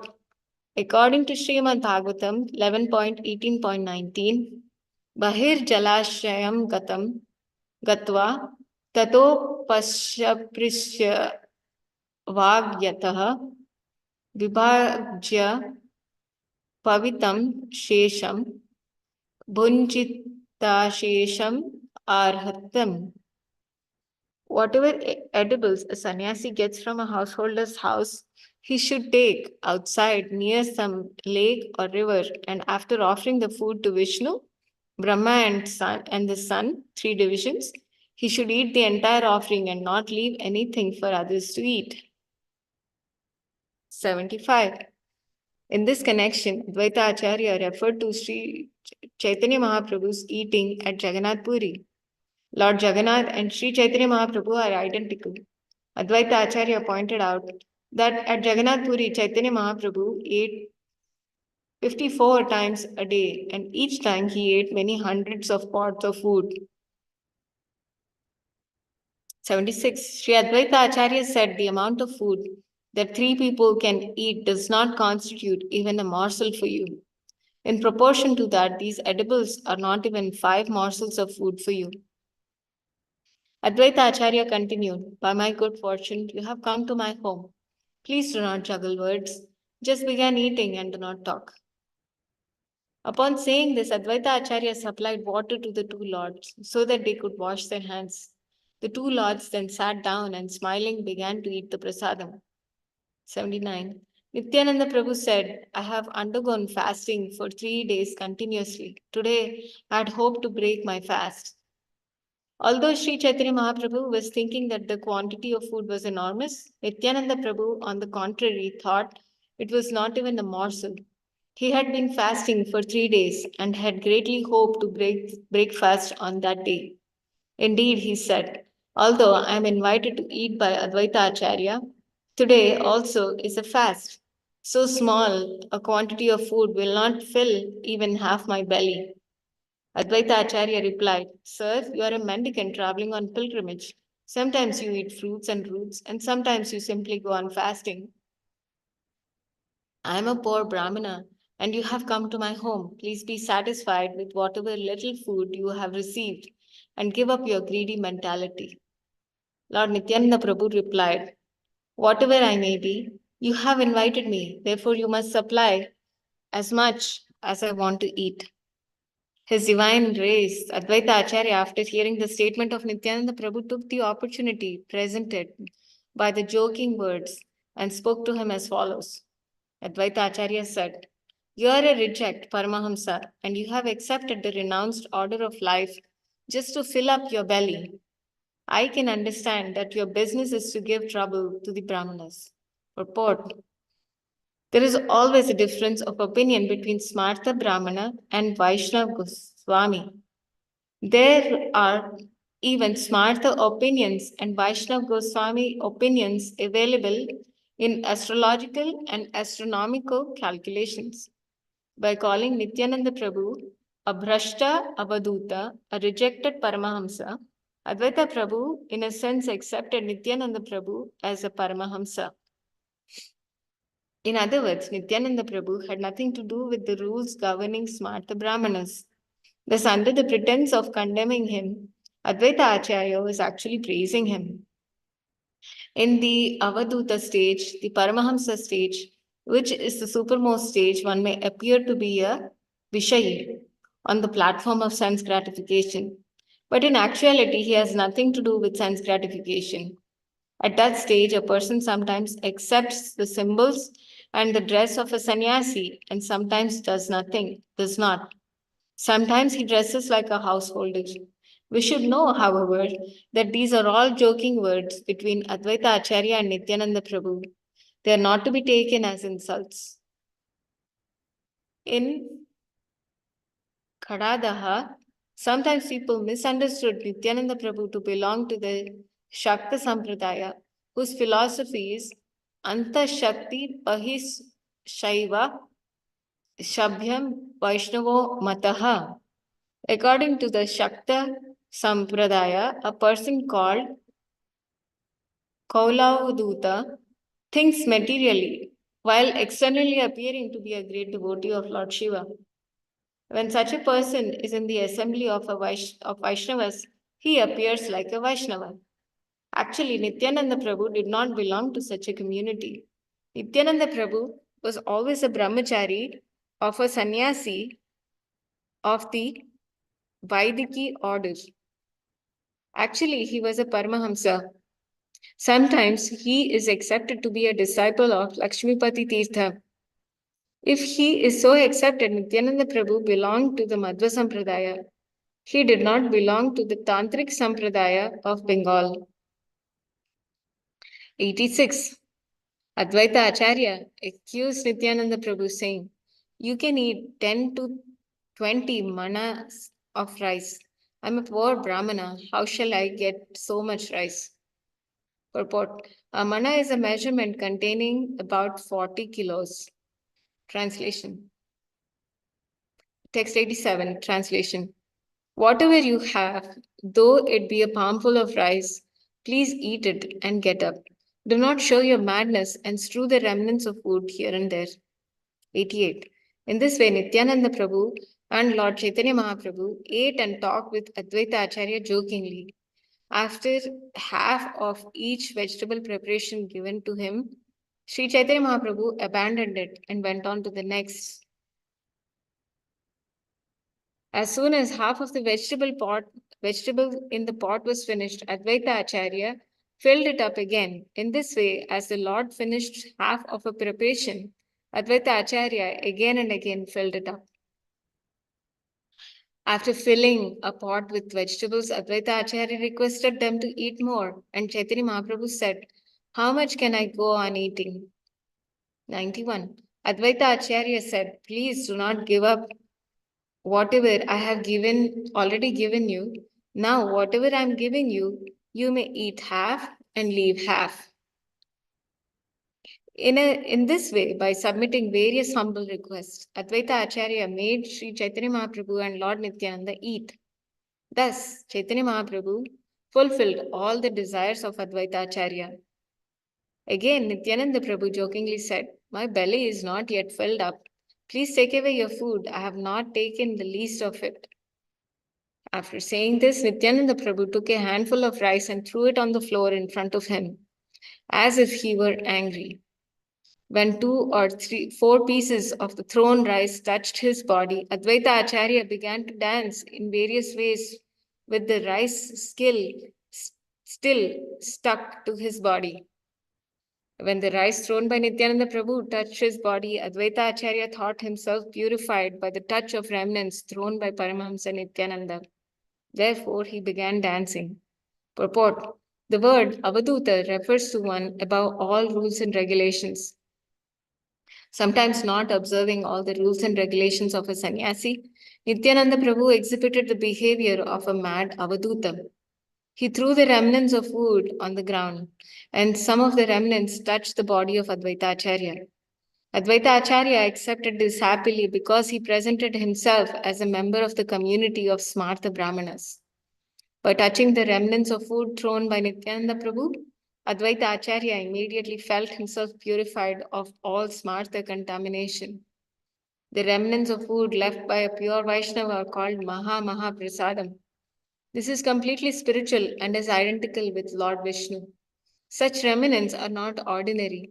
The spiritual master is to be considered on the stage of Paramahamsa and beyond the jurisdiction of the Varnashrama institution. The remnants of food left by the spiritual master and similar Paramahamsas or pure Vaishnavas are purifying. When an ordinary person touches such prasadam, his mind is purified and his mind is raised to the status of a pure Brahman. The behavior and statements of Advaita Acharya are meant for understanding of ordinary people who are unaware of the strength of spiritual values, not knowing the potency of food left by a bona fide spiritual master and pure Vaishnavas. 97. Advaita Acharya jokingly said, "My dear Nityananda, I invited you, and indeed I have received the results. You have no fixed caste or destiny. By nature, you are a madman." Purport: the word Sahaja Pagal, by nature a madman, indicates that Nityananda Prabhu was transcendently situated on the Paramahamsa stage because he always remembered Radha Krishna and their service. This was transcendental madness. Sri Advaita Acharya was pointing out this fact. 98. To make me a madman like yourself, you have thrown the remnants of your food at me. You do not even fear the fact that I am a Brahman. Purport: the words Apanara Sama indicates that Advaita Acharya considered himself to belong to the Smartha Brahmanas, and he considered Nityananda Prabhu to be on the transcendental stage with pure Vaishnavas. Lord Nityananda gave Advaita Acharya his remnants to situate him on the same platform and make him a pure, unalloyed Vaishnava or Paramahamsa. Advaita Acharya's statement indicates that a Paramahamsa Vaishnava is transcendently situated. A pure Vaishnava is not subject to the rules and regulations of the Smartha Brahmanas. That was the reason for Advaita Acharya stating, "Apanara sama mora koribare tare," to raise me to your own standard. A pure Vaishnava or a person on the Paramahamsa stage accepts the remnants of food, Mahaprasadam, as spiritual. He does not consider it to be material or sense gratificatory. He accepts Mahaprasadam not as ordinary dal and rice, but as spiritual substance. to say nothing of the remnants of food left by a pure Vaishnava. Prasadam is never spoiled even if it is touched by the mouth of a Chandala. Indeed, it retains its spiritual value. Therefore, by eating or touching such Mahaprasadam, a Brahman is not degraded. There is no question of being polluted by touching the remnants of such food. Actually, by eating such Mahaprasadam, one is freed from all the contamination of the material condition. That is the verdict of the Shastra. 99. Nityananda Prabhu replied, "These are the remnants of food left by Lord Krishna. If you take them to be ordinary remnants, you have committed an offense." In the Brihat Vishnu Purana, it is stated that one who considered Mahaprasadam to be equal to ordinary rice and dal certainly commits a great offense. Ordinary edibles are touchable and untouchable, but there is no such dualistic consideration where prasadam is concerned. Prasadam is transcendental and there are no transformations or contaminations. Just as there are no contaminations or transformations in the body of Vishnu himself. This, even if one is a Brahman, he is certain to be attacked by leprosy and bereft of all family members if he makes such dualistic considerations. Such an offender goes to hell, never to return. That is the jurisdiction of the Brihad Vishnu Purana. Text 100. Srila Nityananda Prabhu continued, "If you invite at least 100 sannyasis to your home and feed them sumptuously, your offense will be nullified." Advaita Acharya replied, "I shall never again invite another sannyasi, for it is a sannyasi who has spoiled all my Brahmanical smriti regulations." 102. After this, Advaita Acharya made the lords wash their hands and mouths. He then took them to a nice bed and made them lie down to take rest. Sri Advaita Acharya fed the two lords cloves and cardamom mixed with tulsi leaves. Thus, there was a good flavor within their mouths. Sri Advaita Acharya then smeared the bodies of the Lord with sandalwood pulp and then placed very fragrant flower garlands on their chests. When the Lord lay down on the bed, Advaita Acharya waited to massage his legs, but the Lord was very hesitant and spoke as follows to Advaita Acharya. Sri Chaitanya Mahaprabhu said, "Advaita Acharya, you have made me dance in various ways. Now give up this practice. Go with Mukunda and Haridas and accept your lunch." Purport. Sri Chaitanya Mahaprabhu was telling Advaita Acharya that it is not befitting for a sannyasi to accept nice beds to lie down on, or to chew cloves and cardamom and have his body smeared with sandalwood pulp. Nor is it fit for him to accept fragrant garlands and have his legs massaged by a pure Vaishnava. You have already made me dance according to your vow. Chaitanya Mahaprabhu said, "Now please stop it. You can go and take your lunch with Mukunda and Haridas." 107. Thereupon, Advaita Acharya took prasadam with Mukunda and Haridas, and they all wholeheartedly ate as much as they desired. When the people of Shantipur heard that Sri Chaitanya Mahaprabhu was staying there, they all immediately came to see his lotus feet. 109. Being very pleased, all the people loudly began to shout the holy name of the Lord, Hari, Hari. Indeed, they became struck with wonder upon seeing the beauty of the Lord. They saw Sri Chaitanya Mahaprabhu's very fair complexioned body and his bright luster, which conquered the brilliance of the sun. Over and above this was the beauty of saffron garments that glittered upon his body. People came and went with great pleasures. There was no calculating how many people assembled there before the day was over. As soon as it was evening, Advaita Acharya began the congregational chanting. He even began to dance himself and the Lord saw the performance. When Advaita Acharya began to dance, Nityananda Prabhu began dancing with him. Haridas Thakur, being very pleased, also began dancing with him. Text 144. Advaita Acharya said, "My dear friends, what shall I say? Today I have received the highest transcendental pleasure. After many, many days, Lord Krishna is in my house." Purport. This is a song composed by Vidyapati. Sometimes the word Madhava is misunderstood to refer to Mādhavendra Purī. Advaita Acharya was a disciple of Mādhavendra Purī, and consequently, some people think that he was referring to Mādhavendra Purī by using the words Madhava. But actually, this is not the fact. The song was composed to commemorate the separation of Krishna from Radharani during Krishna's absence in Mathura. It is thought that this song was sung by Srimati Radharani when Krishna returned. It is technically called Mathura Vihara. 115. Advaita Acharya led the Sankirtan party with great pleasure. He sang this verse. There was a manifestation of ecstatic perspiration, shivering, raised hairs, tears in the eyes, and sometimes thundering and bellowing. While dancing, Advaita Acharya would sometimes turn around and round, catch the lotus feet of Sri Chaitanya Mahāprabhu. Advaita Acharya would then speak to him as follows. Sri Advaita would say, "Many days you escaped me by bluffing. Now I have you in my home and I will keep you bound up." So speaking, Advaita Acharya performed congregational chanting with great pleasure for 3 hours, the nights, and danced all the time. When Advaita Acharya danced in that way, Sri Lord Chaitanya felt ecstatic love for Krishna, and because of his separation, the waves and flames of love increased.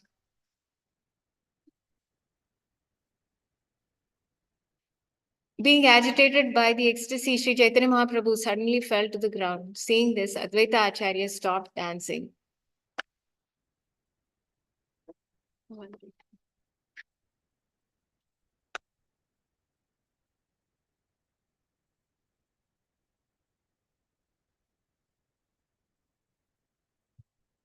Text 121, translation. When Mukunda saw the ecstasy of Sri Chaitanya Mahaprabhu, he understood the feelings of the Lord and began to sing many stanzas, augmenting the force of the Lord's ecstasy. Text 122, translation. Advaita Acharya raised the body of Sri Chaitanya Mahaprabhu to help him dance, but the Lord, after hearing the stanzas sung by Mukunda, could not be held due to his bodily symptoms. Text 123, translation. Tears fell from his eyes and his whole body trembled. His bodily hair stood on end. He perspired heavily and his words faltered. Sometimes he stood and sometimes he fell and sometimes he cried. Text 124. Mukunda sang, "My dear intimate friend, what has not happened to me? Due to the efforts of the poison of love for Krishna, my body and mind have been severely afflicted." Purport. When Mukunda saw that Sri Chaitanya Mahaprabhu was feeling ecstatic pain and manifesting ecstatic bodily symptoms, all due to the feelings of separations from Krishna, he sang songs about Srimati Radharani's meeting with Krishna. Advaita Acharya also stopped dancing. Text 125. My feelings is like this. My mind burns day and night, and I have got no rest. If there were some place I could go to meet Krishna, I would definitely fly there. Text 126. This stanza was sung by Mukunda in a very sweet voice, but as soon as Chaitanya Mahaprabhu heard this stanza, his mind went to pieces. Text 127. These transcendental ecstatic symptoms of disappointment, moroseness, pleasure, restlessness, pride, and humility all began to flight like soldiers within the Lord. Purport. Harsha is described in the Bhakti Rasamrita Sindhu. Harsha is experienced when one finally attains the desired goal of life and consequently becomes very glad. When Harsha is present, the body shivers and one's bodily hair stand on end. That is perspiration, tears, and an outburst of passion and madness. The mouth becomes swollen and one experiences inertia and illusion. When a person attains his desired object and feels very fortunate, the luster of his body increases. Because of his own qualities and feelings of greatness, he does not care for anyone else, and that is called garva. or pride. In this condition, one utters prayers and does not reply to others' inquiries. Looking at one's own body, concealing one's desires, and not heeding the words of others are symptoms visible in the ecstasy of Garva. Text 128. The entire body of Lord Sri Chaitanya Mahaprabhu began to totter due to the onslaught of various ecstatic symptoms. As a result, he immediately fell to the ground and his breathing almost stopped. Text 129.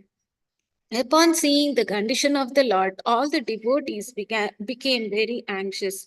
Then suddenly the Lord got up and began to make thundering sounds.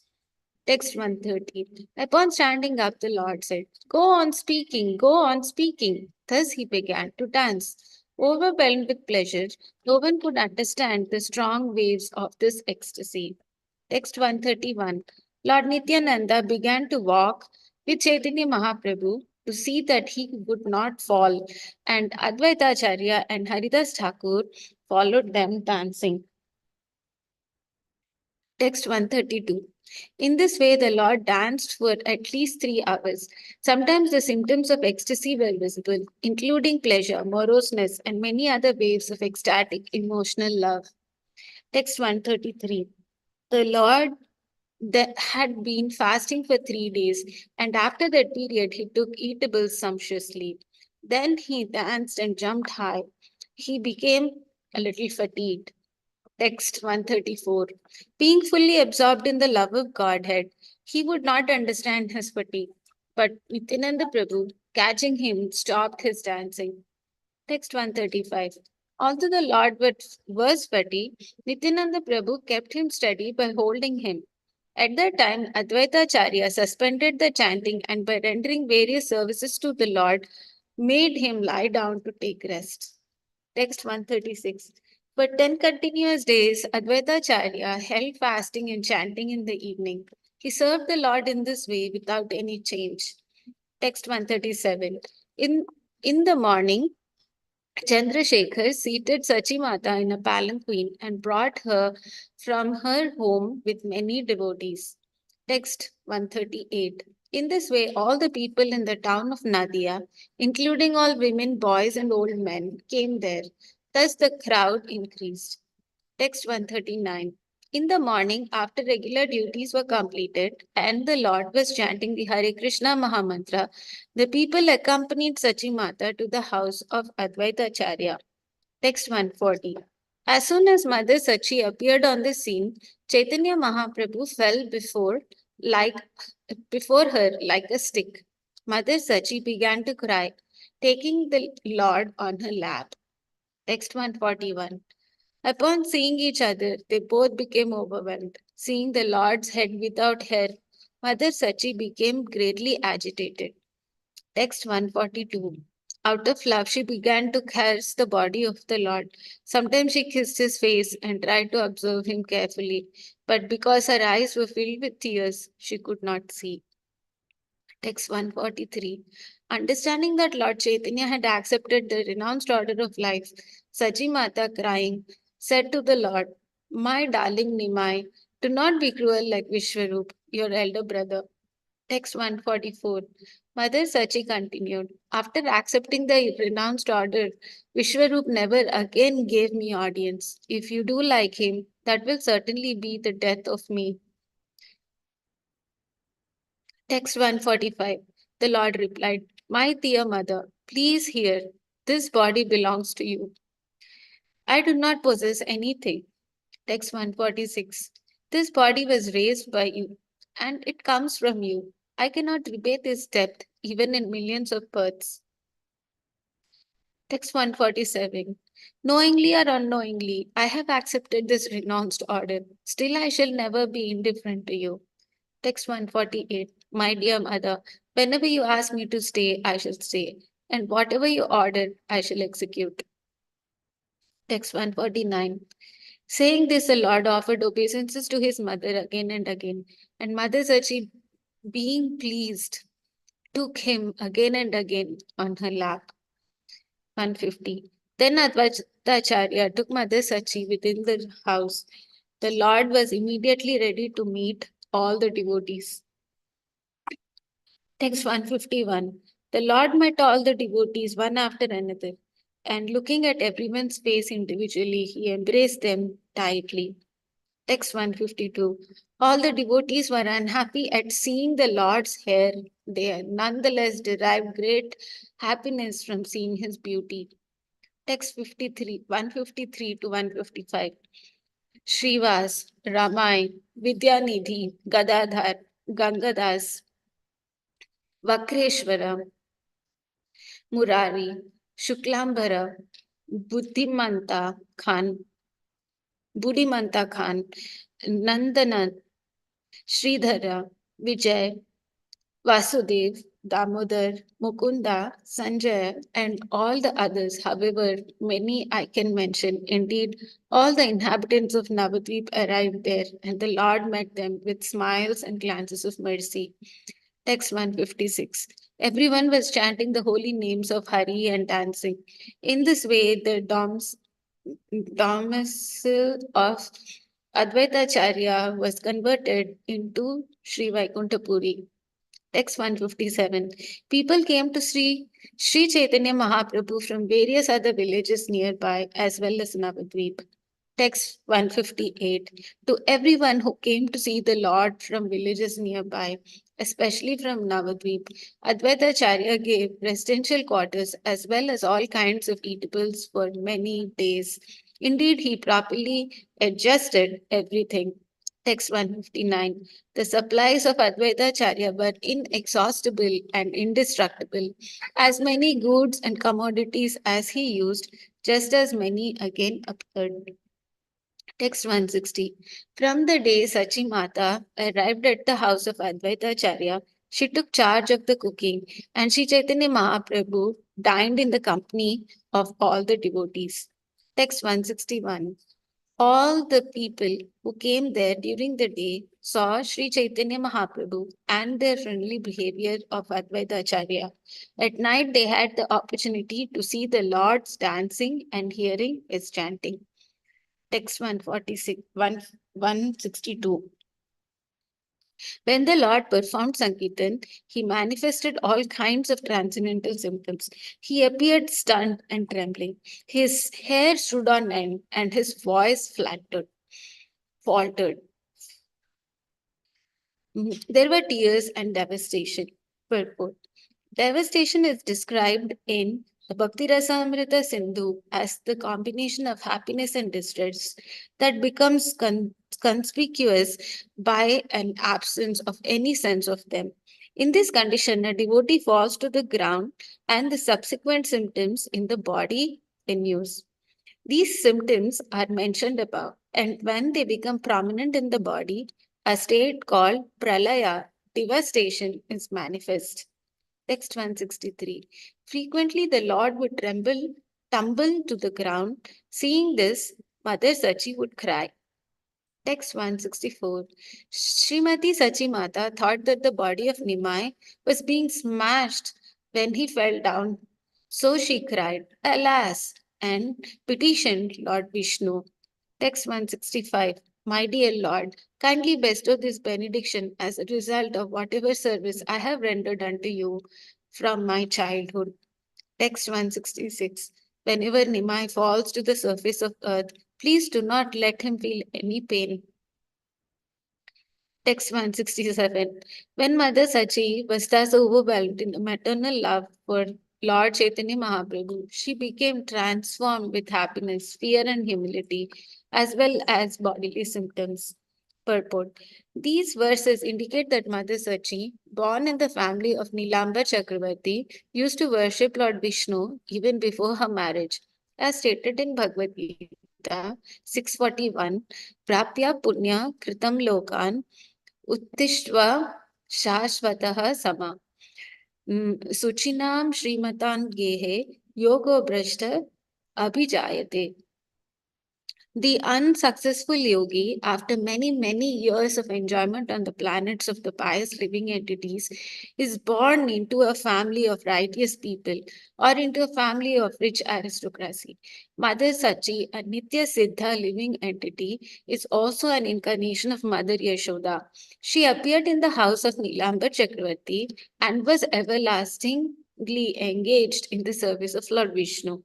Later, she directly had her child, Lord Vishnu, Sri Chaitanya Mahaprabhu, and she served him from the day of his appearance. This is the position of Nitya Siddha associates.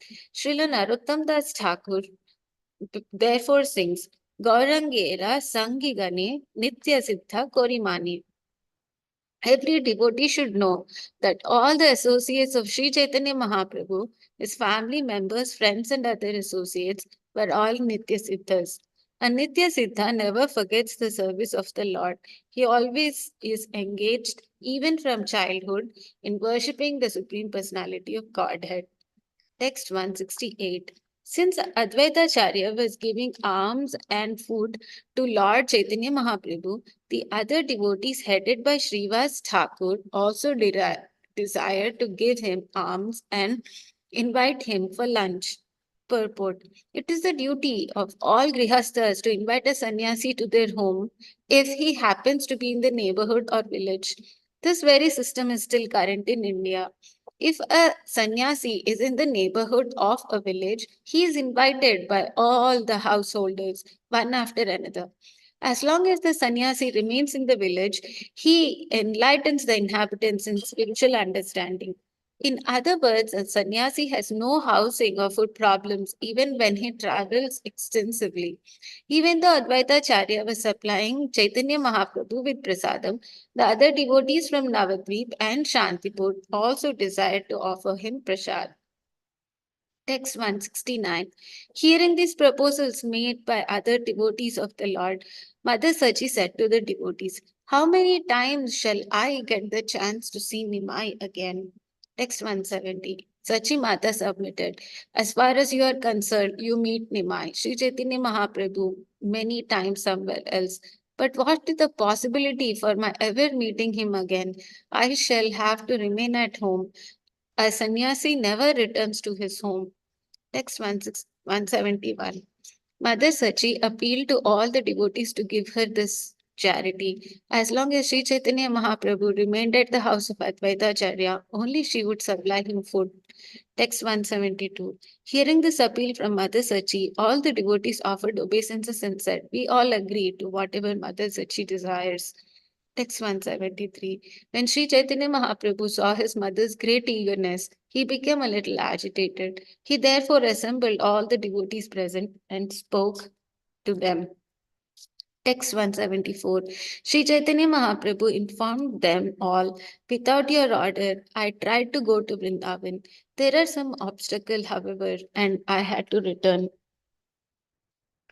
Text 175. My dear friends, although I have suddenly accepted this renounced order, I still know that I shall never be indifferent to you. Text 176 translation. My dear friends, as long as I remain manifest, I shall never give you up, nor shall I be able to give up my mother. Text 177. After accepting sannyas, it is not the duty of a sannyasi to accept to remain in his birthplace encircled by relatives. 178. Make some arrangement so that I will not leave you. At the same time, people might not blame me for remaining with relatives after taking sannyas. Text 179. After hearing Chaitanya Mahaprabhu's statement, all the devotees headed by Advaita Acharya approached Mother Sachi. Text 180. When they submitted Lord Chaitanya's statement, Mother Sachi, who is the mother of the universe, began to speak. 181. Mother Sachi said, It would be a great happiness for me if Nimai Shri Chaitanya Mahaprabhu stays here. But at the same time, if someone blames him, it will be my great unhappiness. Purport.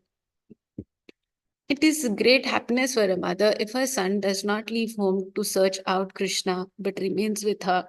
At the same time, if a son does not search after Krishna but simply remains at home, he is certainly blamed by experienced saintly persons. Such blame certainly causes great unhappiness for a mother. If a real mother wants her son to progress spiritually, she had better allow him to go out searching for Krishna. The mother naturally desires the welfare of a son. If a mother does not allow her son to go search for Krishna, she is called Ma, which means Maya. By allowing her son to go out as a sannyasi and search for Krishna, Mother Sachi instructs all the mothers of the world. She indicates that all sons should become real devotees of Krishna, should not stay at home under the care of an affectionate mother. This is supported by Srimad Bhagavatam 5:5-18. Guru nasa syat swajano nasa syat. Pita nasa syaj, janani nasa syat. Daivam natat syan, na patis chasa syan, na mochayatsya samupeta mrityum. No one should become a spiritual master, not a relative, father, mother, worshipable deity, or a husband, if he cannot help a person escape the imminent path of death. Every living entity is wandering within the universe, subjected to the law of karma and transmigrating from one body to another and from one planet to another. Therefore, the whole Vedic process is meant to save the wandering living entities from the clutches of Maya, birth, death, disease, and old age. This means stopping the cycle of birth and death. This cycle cannot be stopped only if one worships Krishna. As the Lord says in Bhagavad Gita 4:9. जन्म कर्म च मे दिव्यम् एवं यो वेति तत्त्वतः त्यक्त्वा देहं पुनर्जन्म नैति मामेति सो Arjun. One who knows the transcendental nature of my appearance and activities does not, upon leaving the body, take his birth again in this material world, but attains my eternal abode, O Arjuna. To stop the cycle of birth and death, one has to understand Krishna as he is. Simply by knowing Krishna, one can stop the process of rebirth under rebirth into this material world. By acting in Krishna consciousness, one can return to Godhead. The highest perfection of life is for a mother, father, spiritual master, husband, or any other family member to help others return home back to Godhead. This is the most preferred welfare activity for the benefit of relatives. Therefore, Sachi Mata, although the mother of Nimai Pandit, Sri Chaitanya Mahaprabhu considered all the facts and decided not to allow her son to go out and search for Krishna. At the same time, she made some arrangements in order that she might get news of all the activities Sri Chaitanya Mahaprabhu. Text 182. Mother Sachi said, this consideration is good. In my opinion, if Nimai remains at Jagannath Puri, he may not leave at any one of us and at the same time remain aloof as a sannyasi. Thus, both purposes are fulfilled. Text 183. Since Jagannath Puri and Navadvip are intimately related, as if they were two rooms in the same house, people from Navadvip generally go to Jagannath Puri and those in Jagannath Puri go to Navadvip. This going and coming will help carry news of Chaitanya. In this way, I will be able to get news of him. Text 184. All the devotees will be able to come and go, and sometimes he may also come to take his bath in the Ganges. Text 185.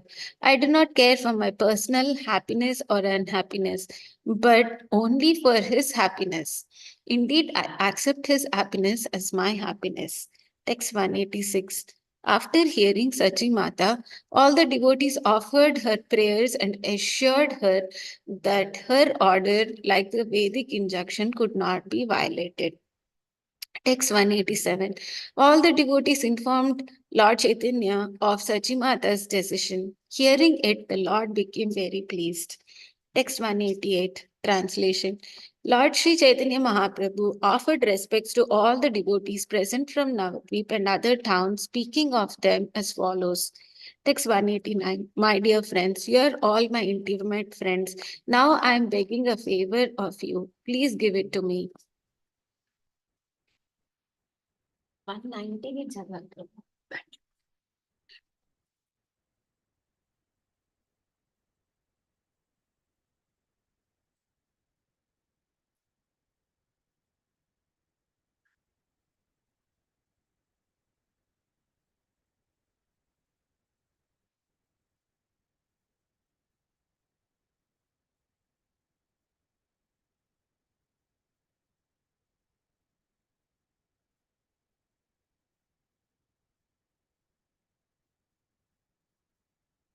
Lord Chaitanya Mahaprabhu requested them all to return home and begin chanting the holy name congregationally. He also requested them to worship Krishna, chant the holy name, and discuss his holy pastimes. Purport. The cult of Sri Chaitanya Mahaprabhu. The Hare Krishna movement is very nicely explained by Lord Chaitanya Mahaprabhu authoritatively. It is not that everyone has to take sannyasa like Sri Chaitanya Mahaprabhu. Everyone can execute the cult of Krishna consciousness at home as ordered by the Lord. Everyone can congregationally chant the holy name of Krishna, the Hare Krishna Mahamantra. One can also discuss the subject matter of the Bhagavad Gita and Srimad Bhagavatam and install deities of Radha, Krishna or Gauranita or both and worship them very carefully in one's own home. It is not that we have to open different centers all over the world. Whoever cares for the Krishna conscious movement can install deities at home and, under superior guidance, worship the deity regularly, chanting the Mahamantra and discussing the Bhagavad Gita and Srimad Bhagavatam. We are actually teaching in our classes how to go about this. One feels that he is not yet ready to live in a temple or undergo strict regulative principles in the temple, especially householders who live with a wife and children can start a center at home by installing the deity, worshipping the Lord morning and evening, chanting Hare Krishna and discussing the Bhagavad Gita and Srimad Bhagavatam. Anyone can do this at home without difficulty, and Sri Chaitanya Mahaprabhu requested all the devotees present there to do so. Translation. After thus instructing the devotees, the Lord asked their permission to go to Jagannath Puri. He assured them that at intervals he would come there and meet them again and again. In this way, Sri Chaitanya Mahaprabhu, offering due respects to all the devotees and smiling very mildly, bade them farewell. After requesting all the devotees to return home, the Lord decided to go to Jagannath Puri. At that time, Haridas Thakur began to cry and speak some pathetic words. Haridas Thakur said, "We are going to Jagannath Puri, and that is all right. But what will be my destination? I am not able to go to Jagannath Puri." Purport. Although Srila Haridas Thakur was born in a Muslim family, he was accepted as a properly initiated Brahmana. As such, he had every right to enter the temple of Jagannath Puri, but because there were some rules and regulations stipulating that only Brahmanas, Kshatriyas, Vaishyas, and Sudras, members of the Varnashram Dharma system, could enter. Haridas Thakur, out of his great humility, did not want to violate these existing rules. He therefore said that he did not have the strength to enter into the temple. And he pointed out that if Lord Sri Chaitanya Mahaprabhu lived within the temple, there would be no way for Haridas Thakur to see him. Later, when Haridas Thakur went to Jagannath Puri, he lived outside the temple at a place called Siddha Bakula. A monastery has now been erected there, known as Siddha Bakula Math. People who visit Jagannath Puri often go to see Siddhaloka, Siddha Bakula, and the tomb of Haridas Thakur on the beach by the sea. End of purport. Because I am the lowest among men, I shall not be able to see you. How shall I maintain my sinful life? The Lord replied to Haridas Thakur, please check your humility. Just the sight of your humility very much agitates my mind. Lord Chaitanya Mahaprabhu assured Haridas Thakur that he would place a petition before Lord Jagannath and that he would certainly take him there to Jagannath Puri. After that, Advaita Acharya respectfully requested Lord Chaitanya Mahaprabhu to show him mercy by remaining another 2 or 4 days. Chaitanya Mahaprabhu never violated the request of Advaita Acharya. Therefore, he remained at his home and did not leave immediately for Jagannath Puri. Lord Chaitanya's decision was received very happily by Advaita Acharya, Mother Sachi, and all the devotees. Advaita Acharya celebrated every day with a great festival. During the day, the devotees discussed subject matters concerning Krishna, and at night there was a great festival of congregational chanting at the house of Advaita Acharya. Mother Sachi cooked with great pleasure, and Sri Chaitanya Mahaprabhu, along with the devotees, accepted prasadam with great pleasure.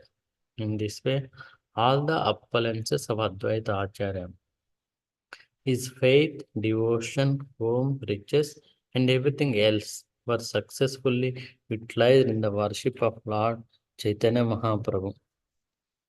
But Advaita Acharya set an ideal example for all household devotees.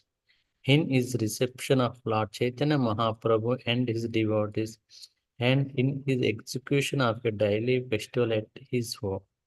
If one has the proper means and wealth, he should occasionally invite the devotees of Lord Chaitanya who are engaged in preaching all over the world and hold a festival at home simply by distributing prasadam and talking about Krishna during the day and holding congregational chanting for at least 3 hours in the evening.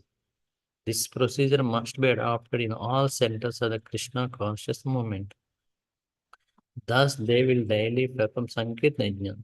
In the Srimad Bhagavatam 11:532, the daily performance of Sankirtan Yajna is recommended for this age.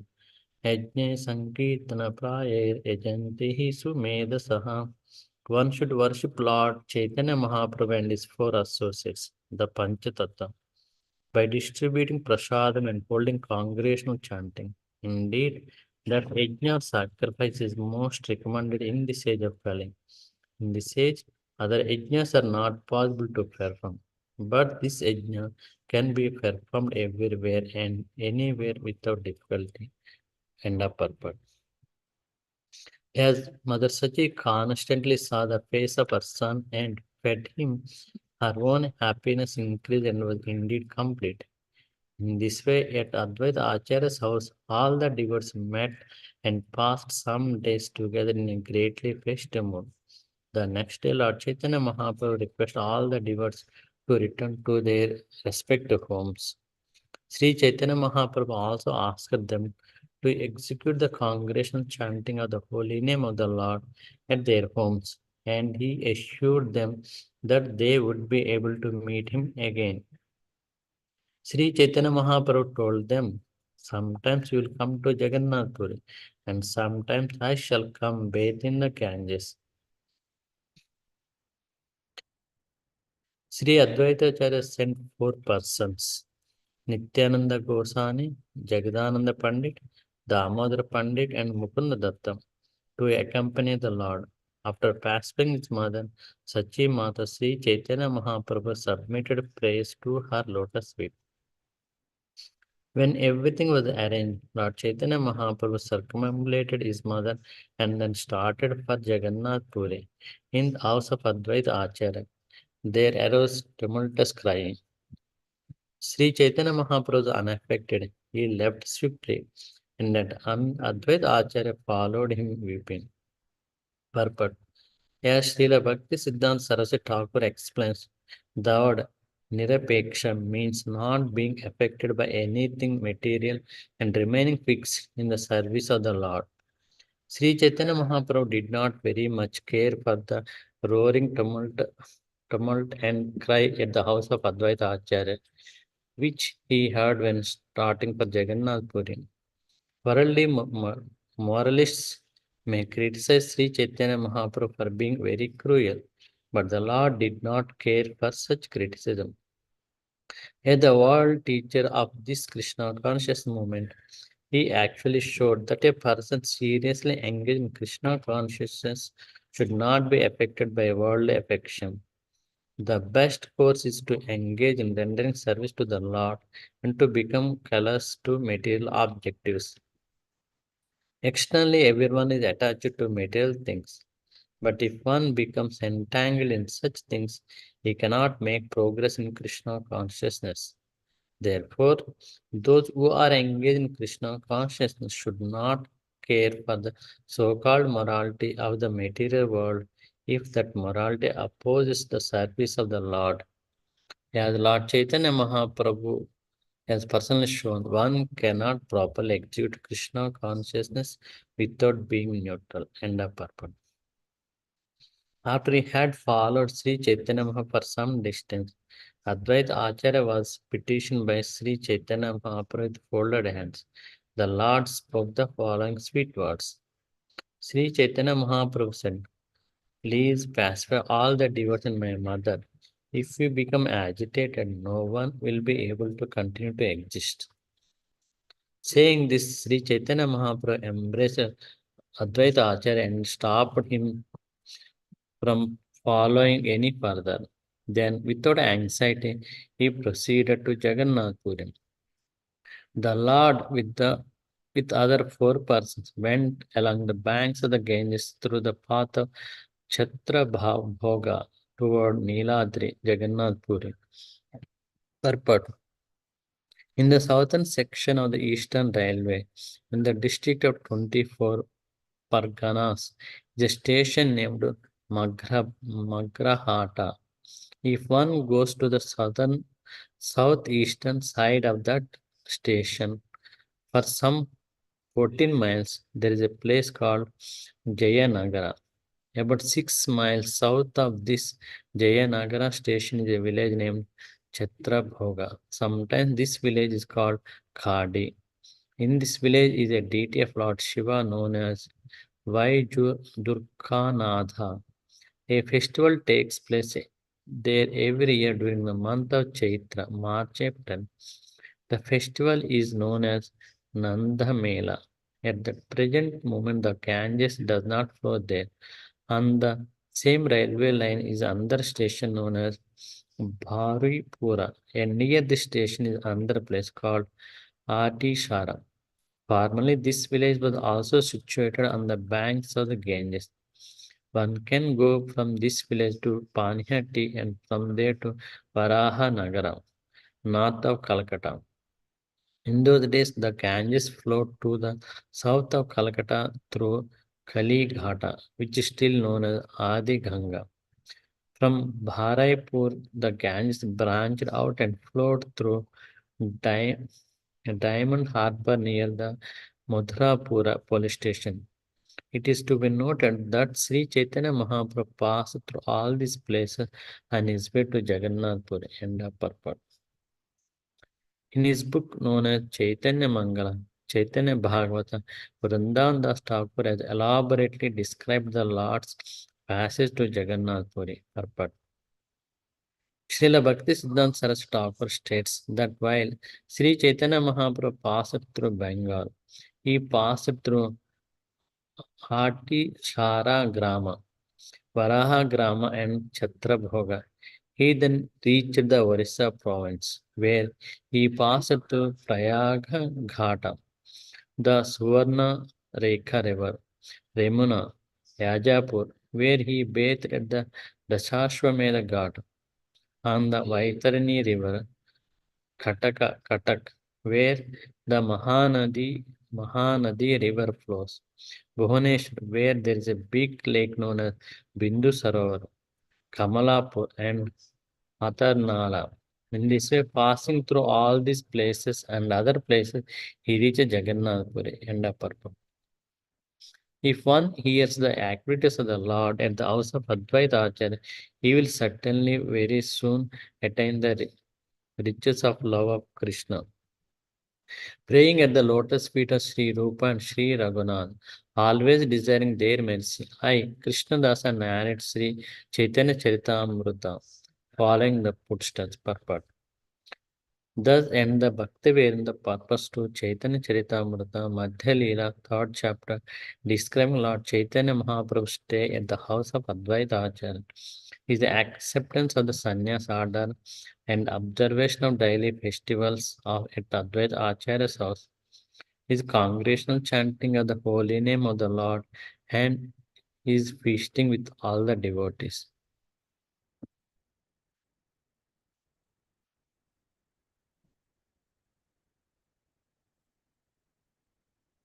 Chapter 4 Sri Mādhavendra Puri's devotional service. In his Amrita Pravaha Bhashya, Srila Bhaktivinoda Thakur gives the following summary of the fourth chapter. Passing along the path of Chatrabhoga and coming to Vruddha Mantreshwara, Sri Chaitanya Mahaprabhu reached the border of Orissa.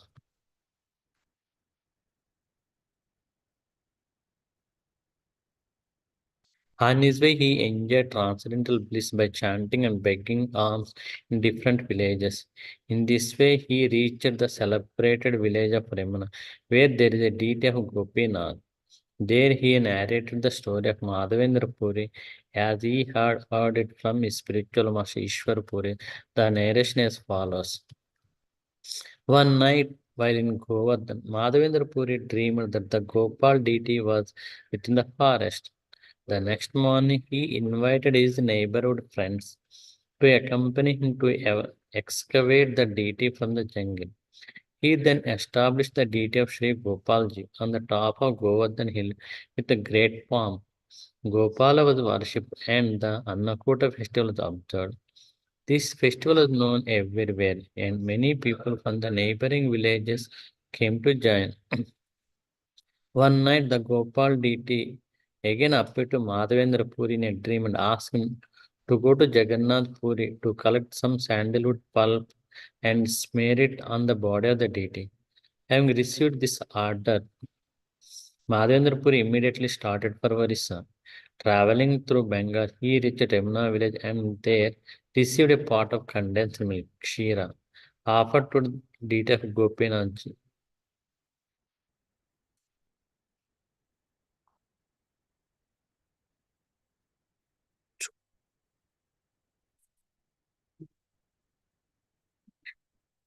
This pot of condensed milk was stolen by Gopinath and delivered to Madhavendra Puri.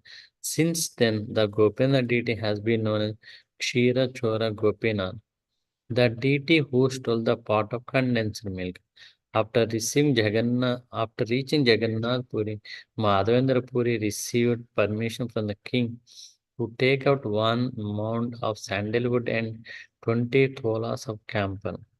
Aided by two men, he brought these things to Ramana.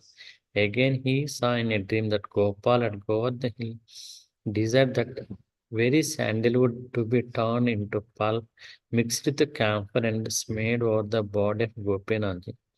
Understanding that would satisfy the Gopal deity at Govardhan, Madhavendra Puri executed the order and returned to Jagannath Puri.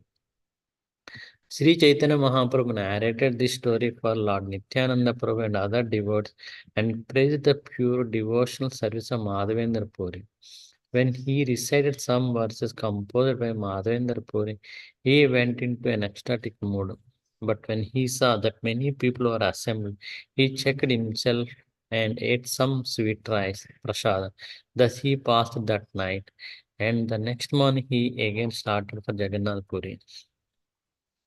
I offer my respectful obeisance unto Mādhavendra Puri, who was given a pot of sweet rice stolen by Sri Gopinath, celebrated thereafter as Kshira Chora.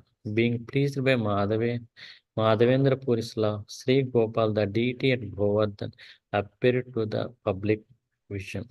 Purport. Bhakti Vinod Thakur announces annotates that this Gopal deity was originally installed by Vajra, the great grandson of Krishna. Mādhavendra Purī rediscovered Gopal and established him on top of Govardhan Hill. This Gopal deity is now situated at Nathadwara and is under the management of descendants of Vallabhacharya. The worship of the deity is very luxurious, and one who engages there can purchase varieties of prasadam by paying a small price. All glories to Lord Chaitanya Mahaprabhu, all glories to Nityananda Prabhu, all glories to Advaita Prabhu, and all glories to all the devotees of Lord Chaitanya. The Lord went to Jagannath Puri and visited Lord Jagannath's temple. He also met with Sarvabhauma Bhattacharya. All these pastimes have been very elaborately explained by Vrindavan Das Thakur in his book Chaitanya Bhagavatam. By nature, all the activities of Sri Chaitanya Mahaprabhu are very wonderful and sweet, and when they are described by Vrindavan Das Thakur, they become like a shower of nectar. Therefore, I very humbly submit that since these incidents have already been nicely described by Vrindavan Das Thakur, I would be very proud to repeat the same thing, and this would not be very good. I don't have such powers. I am therefore presenting only a synopsis of those events already described elaborately by Vrindavan Das Thakur in the Chaitanya Mangala, now known as Chaitanya Bhagavatam. Some of the incidents he did not describe elaborately but only summarized, and these I shall try to describe in this book. I thus offer my respectful obeisance unto the lotus feet of Vrindavan Das Thakur. I hope that I will not offend his lotus feet by this action.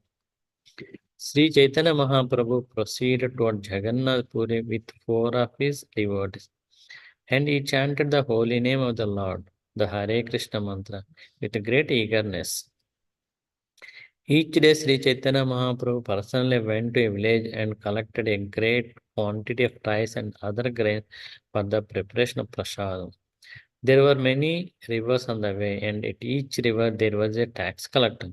The tax collectors did not hinder the Lord, however, and he showed them mercy. Finally, he reached the village of Purimana. Purport.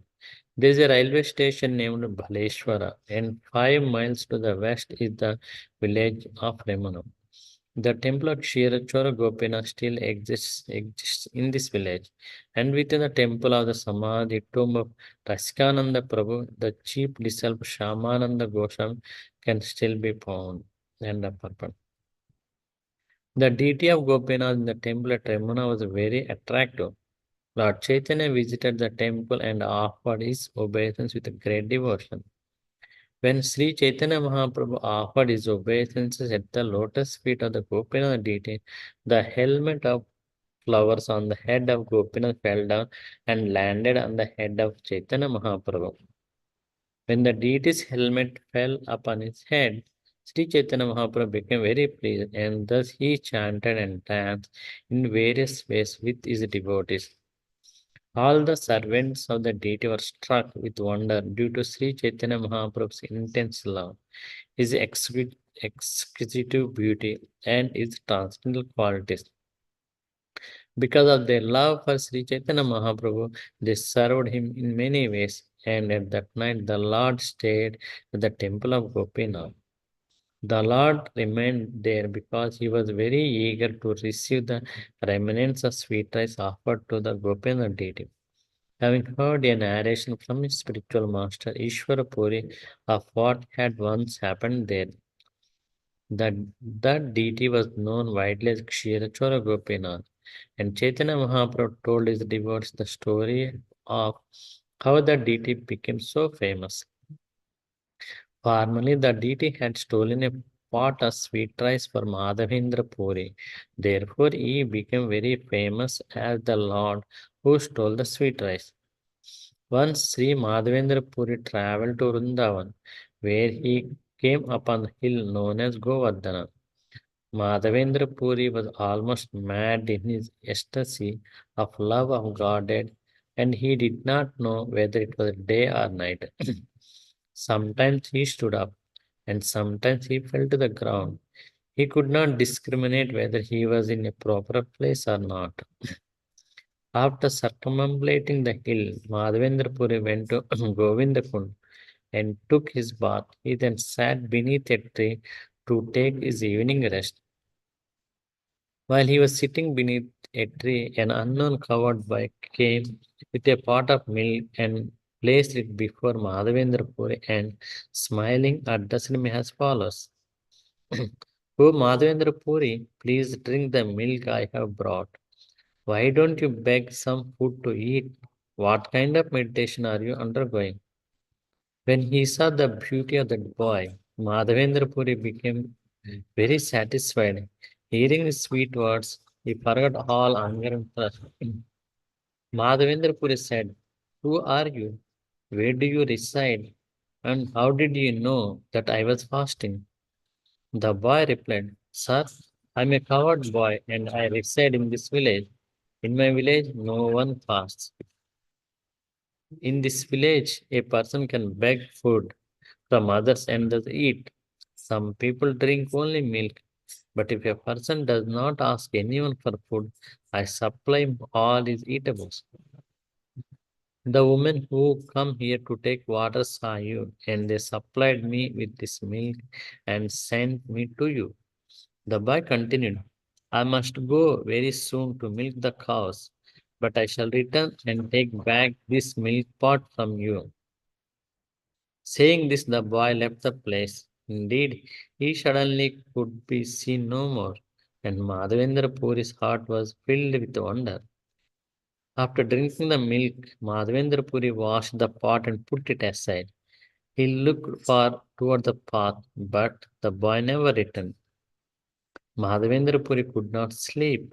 He sat and chanted the Hare Krishna Maha Mantra, and at the end of the night he dozed a little, and his external activity stopped. In a dream, Madhavendra Puri saw the very same boy. The boy came before him and, holding his hand, took him to a bush in the jungle. The boy showed Madhavendra Puri the bush and said, I reside in this bush, and because this I suffer very much from severe cold, rain showers, winds, and scorching heat. Please bring the people of the village and get them to take me out of this bush. Then have them situate me nicely on top of the hill. Please construct a temple on top of that hill, the boy continued, and install me in the temple. After this, wash me with large quantities of cold water so that my body may be cleansed. For many days I have been observing you and I have been wondering, when will Madhavendra Puri come here to serve me? I have accepted your service due to your ecstatic love for me, that I shall appear, and by my audience, all fallen souls will be delivered. My name is Gopala. I am the lictor of Govardhan Hill. I was installed by Vajra, and here I am the authority. When the Muslims attacked, the priest who was serving me hid me in this bush in the jungle. Then he ran away out of fear of the attack. Since the priest went away, I have been staying in this bush. It is very good that you have come here. Now just remove me with care. After saying this, the boy disappeared. Then Madhavendra Puri woke up and began to consult his dream. Madhavendra Puri began to lament. I saw Lord Krishna directly, but I could not recognize him. Thus he fell down on the ground in ecstatic love. Madhavendra Puri cried for some time, but then he fixed his mind on executing the order of Gopal. Thus he became tranquil. After taking his morning bath, Madhavendra Puri entered the village and assembled all the people. Then he spoke as follows. The proprietor of this village, Govardhan Dhari, is lying in the bushes. Let us go there and rescue him from that place. The bushes are very dense and will not be able to enter the jungle. Therefore, take choppers and spades to clear the way. After hearing this, all the people accompanied Madhavendra with great pleasure. According to his direction, they cut down bushes, cleared a path, and entered the jungle. When they saw the deity covered with dirt and grass, they were all struck with wonder and pleasure. After they had cleansed the body of the deity, some of them said, the deity is very heavy, no single person can move him. Since the deity was very heavy, some of the stronger men assembled to carry him to the top of the hill. Madhavendrapur also went there. A big stone was made into a throne, and the deity was installed upon it. Another big stone was placed behind the deity for support. All the Brahmana priests of the village gathered together with the 9 water pots, and water from Govindakund lake was brought there and filtered. When the deity was being installed, 900 pots of water were brought from Govindakund. There were musical sounds of bugles and drums and the singing of women. During the festival at the installation ceremony, some people sang and some danced. All the milk, yogurt, and clarified butter in the village were brought to the festival.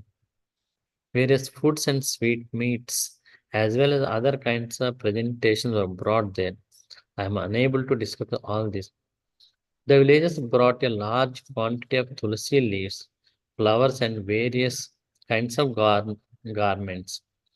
Then Sri Madhavendra Puri personally began the Abhishek bathing ceremony purport.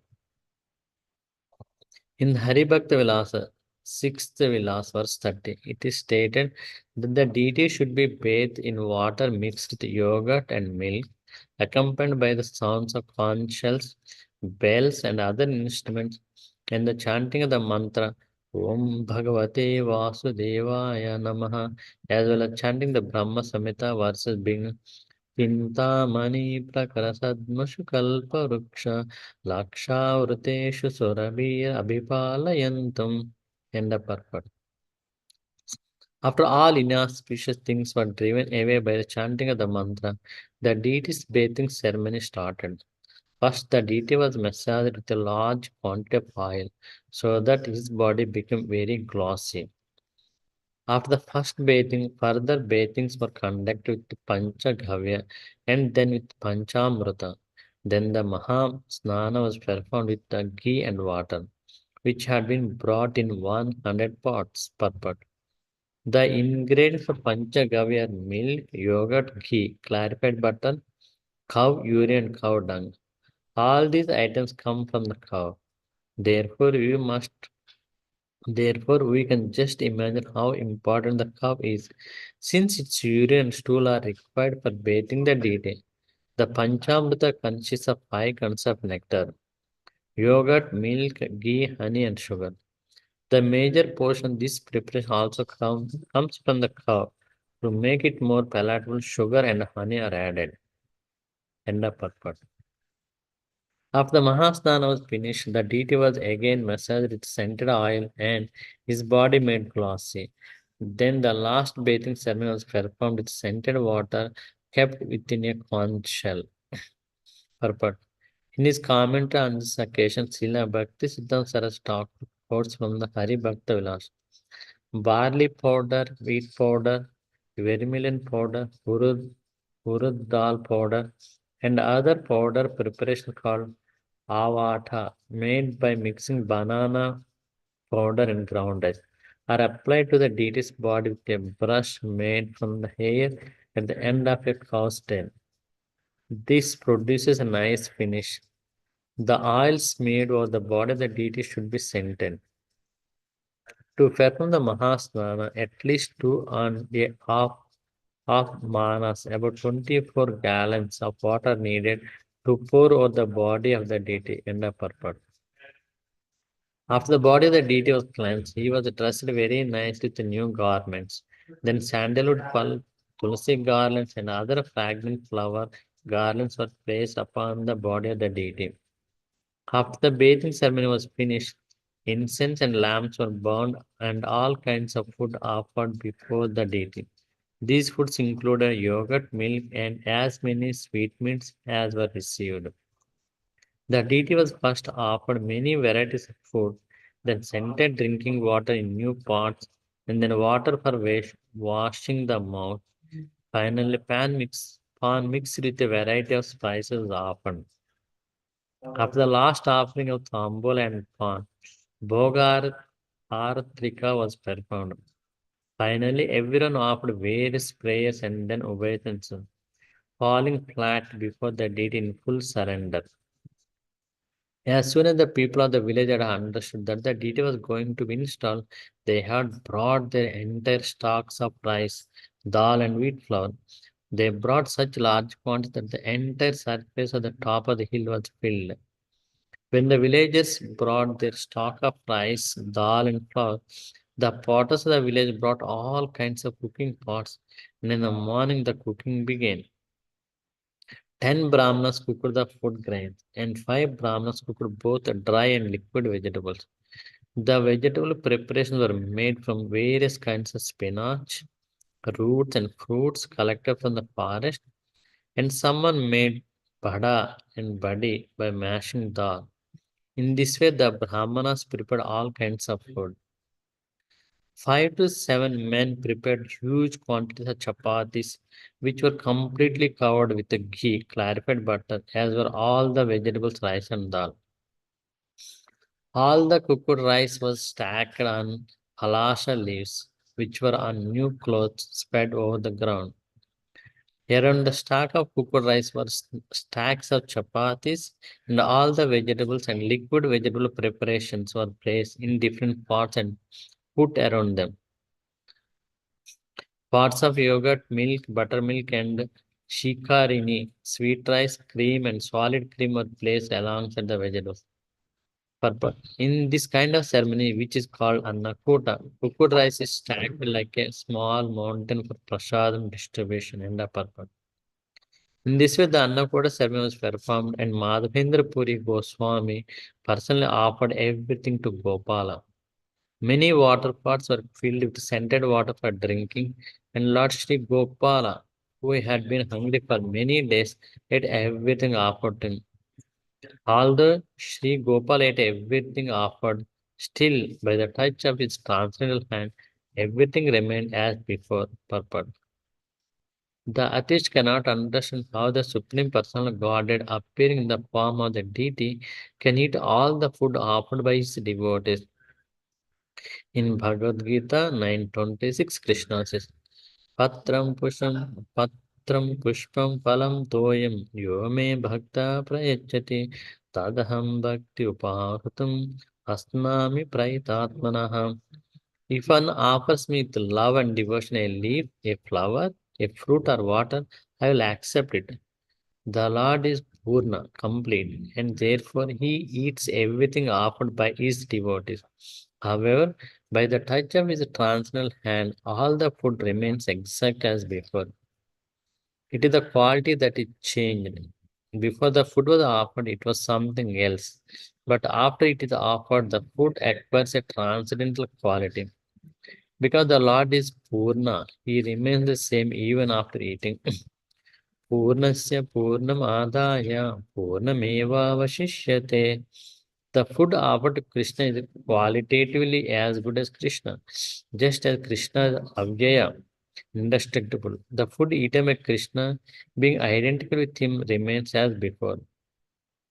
Apart from this, Krishna can eat the food with any one of his transcendental senses. He can eat by seeing the food or by touching it. Nor should one think that it is necessary for Krishna to eat. He does not become hungry like an ordinary human being. Nonetheless, he presents himself as being hungry, and as such, he can eat everything and anything, regardless of quantity. The philosophy underlying Krishna's eating is understandable by our transcendental senses. When our senses are purified by constantly being engaged in the devotional service of the Lord, we can understand Krishna's activities, names, forms, qualities, pastimes, and entourage. अथ श्रीकृष्णनामादीन भवेद्ग्राह्यम् इन्द्रियः सेवन्मुखे हि जिह्वादौ स्वयम् एव स्फुरति अदहम्. No one can understand Krishna by the blunt material senses. but he reveals himself to the devotees, being pleased with them for their transcendental loving service unto him. Bhakti Rasamrita Sindhu 1 to 234. The devotees understand Krishna through revelation. It is not possible for a mundane scholar to understand Krishna and his pastime through research work on the non-devotional platform. End of purport. How Gopal ate everything while the food remained the same was transcendently perceived by Madhavendra Puri Goswami. Nothing remains a secret to the devotees of the Lord. The wonderful festival and installation of Sri Gopalji was arranged in one day. Certainly, all this was accomplished by the potence of Gopala. No one but a devotee can understand this purport. The Krishna conscious movement has spread all over the world within a very short time, within 5 years. And mundane people are very much astonished at this. However, by the grace of Lord Sri Chaitanya Mahaprabhu, we understand that everything is possible by the grace of Krishna. Why does Krishna have to take 5 years? In 5 days, he can spread his name and fame all over the world like wildfire. Those who have faith in and devotion to Krishna can understand that these things happen so wonderfully. By the grace of Sri Chaitanya Mahaprabhu, we are simply the instruments. In the fierce battle of Kurukshetra, Arjuna was victorious within 18 days simply because Krishna's grace was on his side. यत्र योगीश्वरो कृष्णो यत्र प्रार्थो धनुद्धरः तत्र श्रीर्जियो भूतिर्ध्रुवा नीतिर्मतिर्मम. Wherever there is Krishna, the master of all mystics, and wherever there is Arjuna, the supreme archer, there will also certainly be opulence, victory, extraordinary power, and morality. That is my opinion. Bhagavad Gita 1870. If the preachers in our Krishna conscious movement are sincere devotees of Krishna, Krishna will always be with them because he is very kind and favorable to all his devotees. Just as Arjuna and Krishna were victorious, just as Arjuna and Krishna were victorious in the battle of Kurukshetra, this Krishna conscious movement will surely emerge victorious if we but remain sincere devotees of the Lord and serve the Lord according to the advice of the predecessors, the six Goswamis and other devotees of the Lord. As Narottam Das Thakur has stated, Kandera Charana Sevi Bhakta Sanevasa Janame Janme He Abhilasha. The Krishna conscious devotees must always desire to remain in the society of devotees. Bhakta Sanevasa. They cannot go outside the Krishna conscious society or movement. Within the society, we must try to serve the predecessor by preaching Chaitanya Mahaprabhu's call and spreading his name and fame all over the world. If we attempt this seriously within the society, it will be successfully done. There is no question of estimate how this will happen in the mundane sense, but without a doubt, it happens by the grace of Krishna and the purpose. Madhavendra Puri offered water to Gopal for washing his mouth, and he gave him betel nuts to chew. Then, while Arati was performed, all the people chanted, Jaya Jaya, all glories to Gopal. Arranging for the Lord's rest, Sri Madhavendra Puri brought a new cot, and over this he spread a new bedspread, and thus made the bed ready. A temporary temple was constructed by covering the bed all around with a straw mattress. Thus, there was a bed and straw mattress to cover it. After the Lord was laid down to rest on the bed, Madhavendra Puri gathered all the Brahmanas who had prepared the prasadam and said to them, Now feed everyone sumptuously, from the children on up to the aged. All the people gathered there sat down to another prasadam, and by they took food. All the Brahmanas and their wives were fed first. Purport. According to Varnashram system, the Brahmanas are always honored first. Thus, at the festival, the Brahmanas and their wives were first offered the remnants of food, and then the others, Kshatriyas, Vaishyas, and Sudras. This has always been the system, and it is still prevalent in India. Even though the caste Brahmanas are not qualified, this system is still current due to the Varnashram institutional rules and regulations. End of purport. Those who took prasadam include not only the people of Govardhan village, but also those who came from other villages. They also the deity of Gopal and were offered prasadam to eat. Seeing the influence of Madhavendra Puri, all the people gathered there were struck with wonder. They saw that the Annakuta ceremony, which had been performed before during the time of Krishna, was now taking place again by the mercy of Sri Madhavendra Puri. Purport. Formerly, at the end of Dwapar Yuga, all the coward men of Vrindavan had arranged to worship King Indra, but they gave this worship up, following the advice of Krishna. Instead, they performed a ceremony whereby they worshipped the cows, Brahmanas, and Govardhani. At that time, Krishna expanded himself and declared, I am Govardhan Hill. In this way, he accepted all the paraphernalia and food offered to Govardhan. It is stated in Srimad Bhagavatam 10, 24, 26, 31, 30. Pachantam vividha pakam shupanta payasadayah samyava pupasam chashkulyah sarvadoha cha kurusyatam kalatmana bhagavata shakradarpam jigamasta प्रोक्तं निशम्य नन्दाध्य साधु अगृहान्त तद्वचहं तथा च वेददुः सर्वं यताह मधुसूदन वाचयित्वा स्वस्ति अयनं तद्द्रव्येन गिरिद्विजान् अपहृत्य बलिन् सर्वान् आधृताय वसं गोधनानि पुरस्कृत्य गिरिं चक्र प्रदक्षिणम्.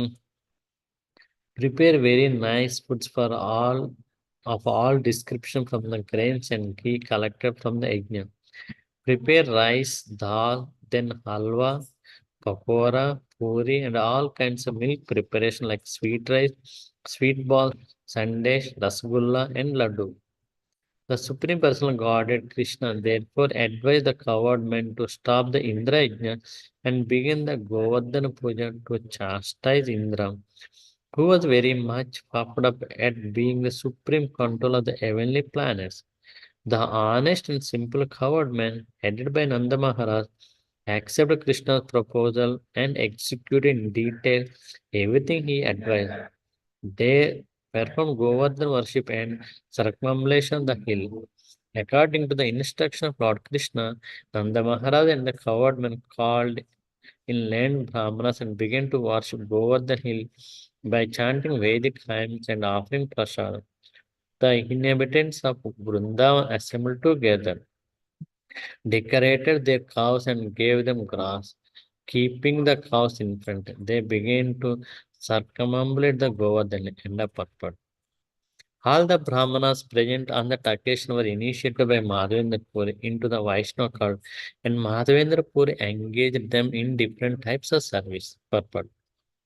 In the scripture, it is stated, Shat Karma Nipuno Vipramantra Tantra Visharadaham. A qualified Brahmana must be expert in the occupational duties of a Brahmana. His duties are mentioned as 6 Brahmanical engagements. Patana means that a Brahmana must be conversant with the Vedic scriptures. He must also be able to teach others to study the Vedic literature. This is Patana.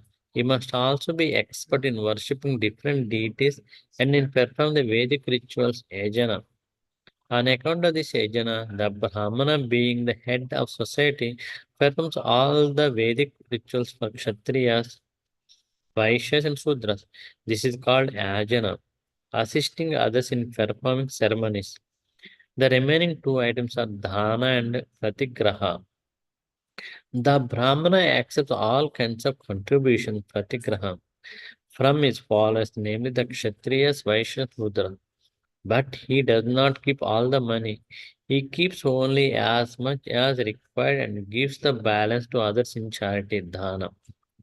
In order for such a qualified Brahmana to worship the deity, he must be a Vaishnava.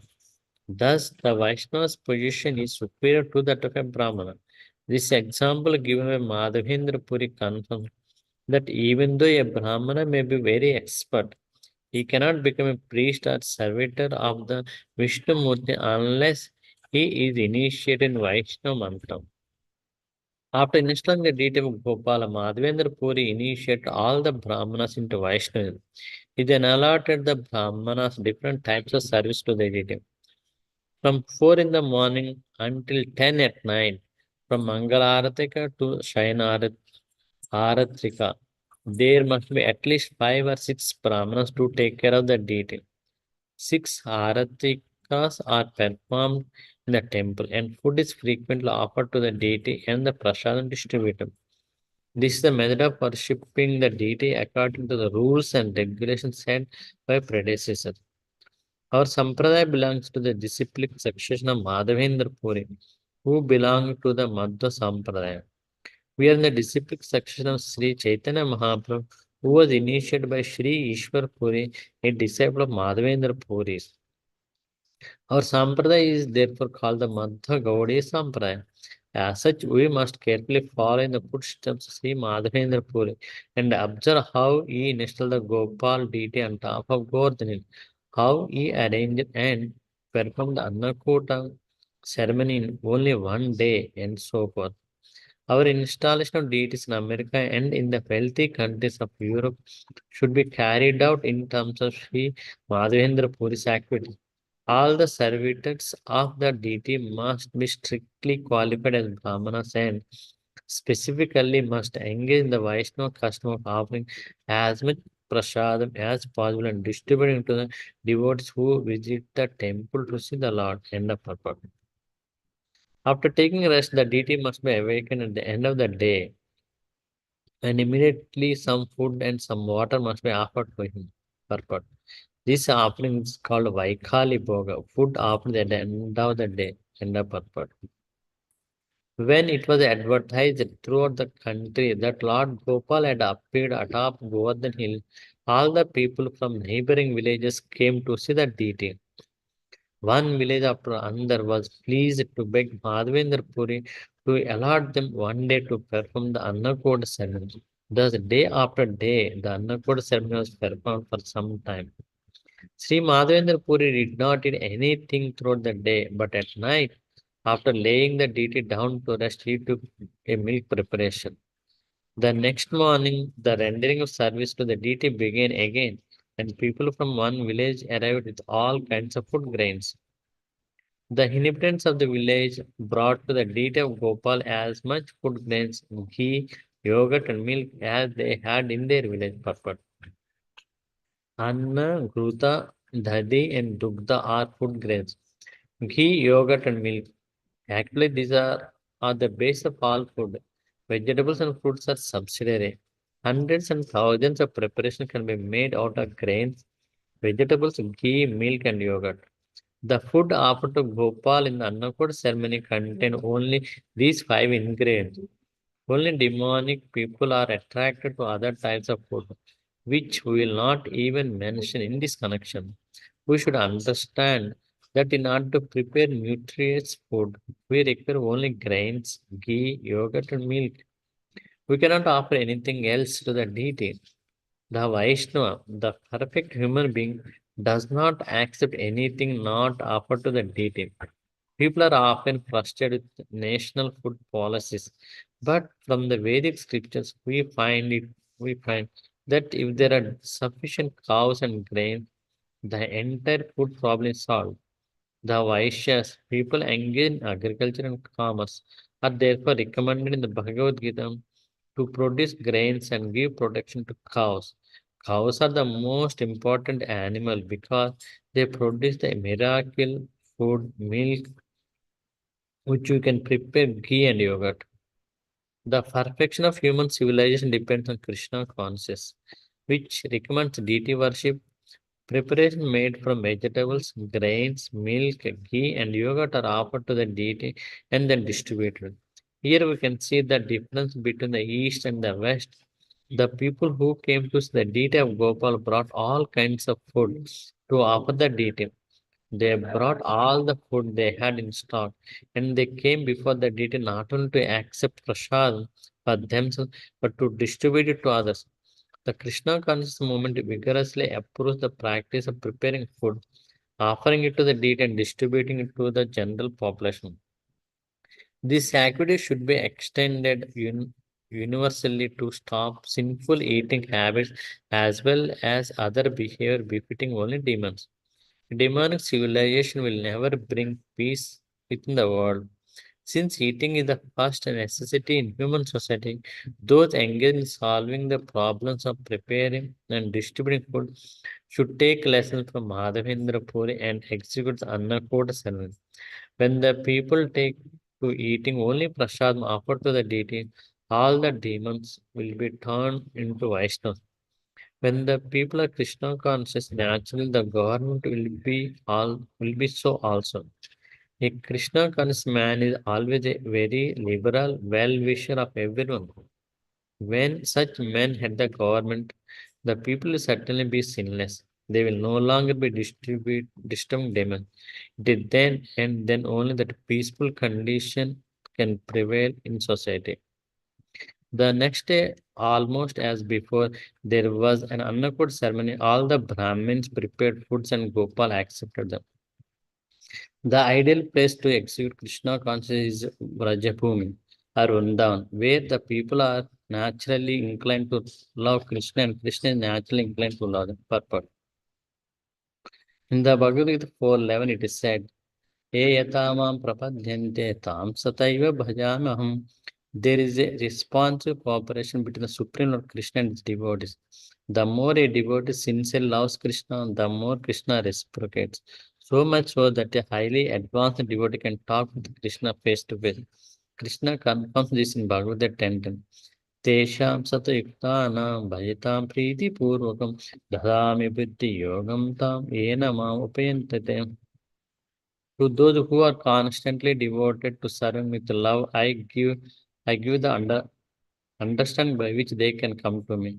The actual mission of human life is to understand Krishna and return home back to God. Therefore, one who is sincerely engaged in the service of the Lord with love and faith can talk with Krishna and receive instruction by which he can speedily return home back to God. Today, many scholars defend the science of religion and they have some conception of Supreme Personal Godhead. But religion without practical experience, Supreme Personal Godhead is no religion at all. Srimad Bhagavatam describes this as a form of cheating religion. Religion means abiding by the orders of Krishna, the Supreme Personal Godhead. If one is not following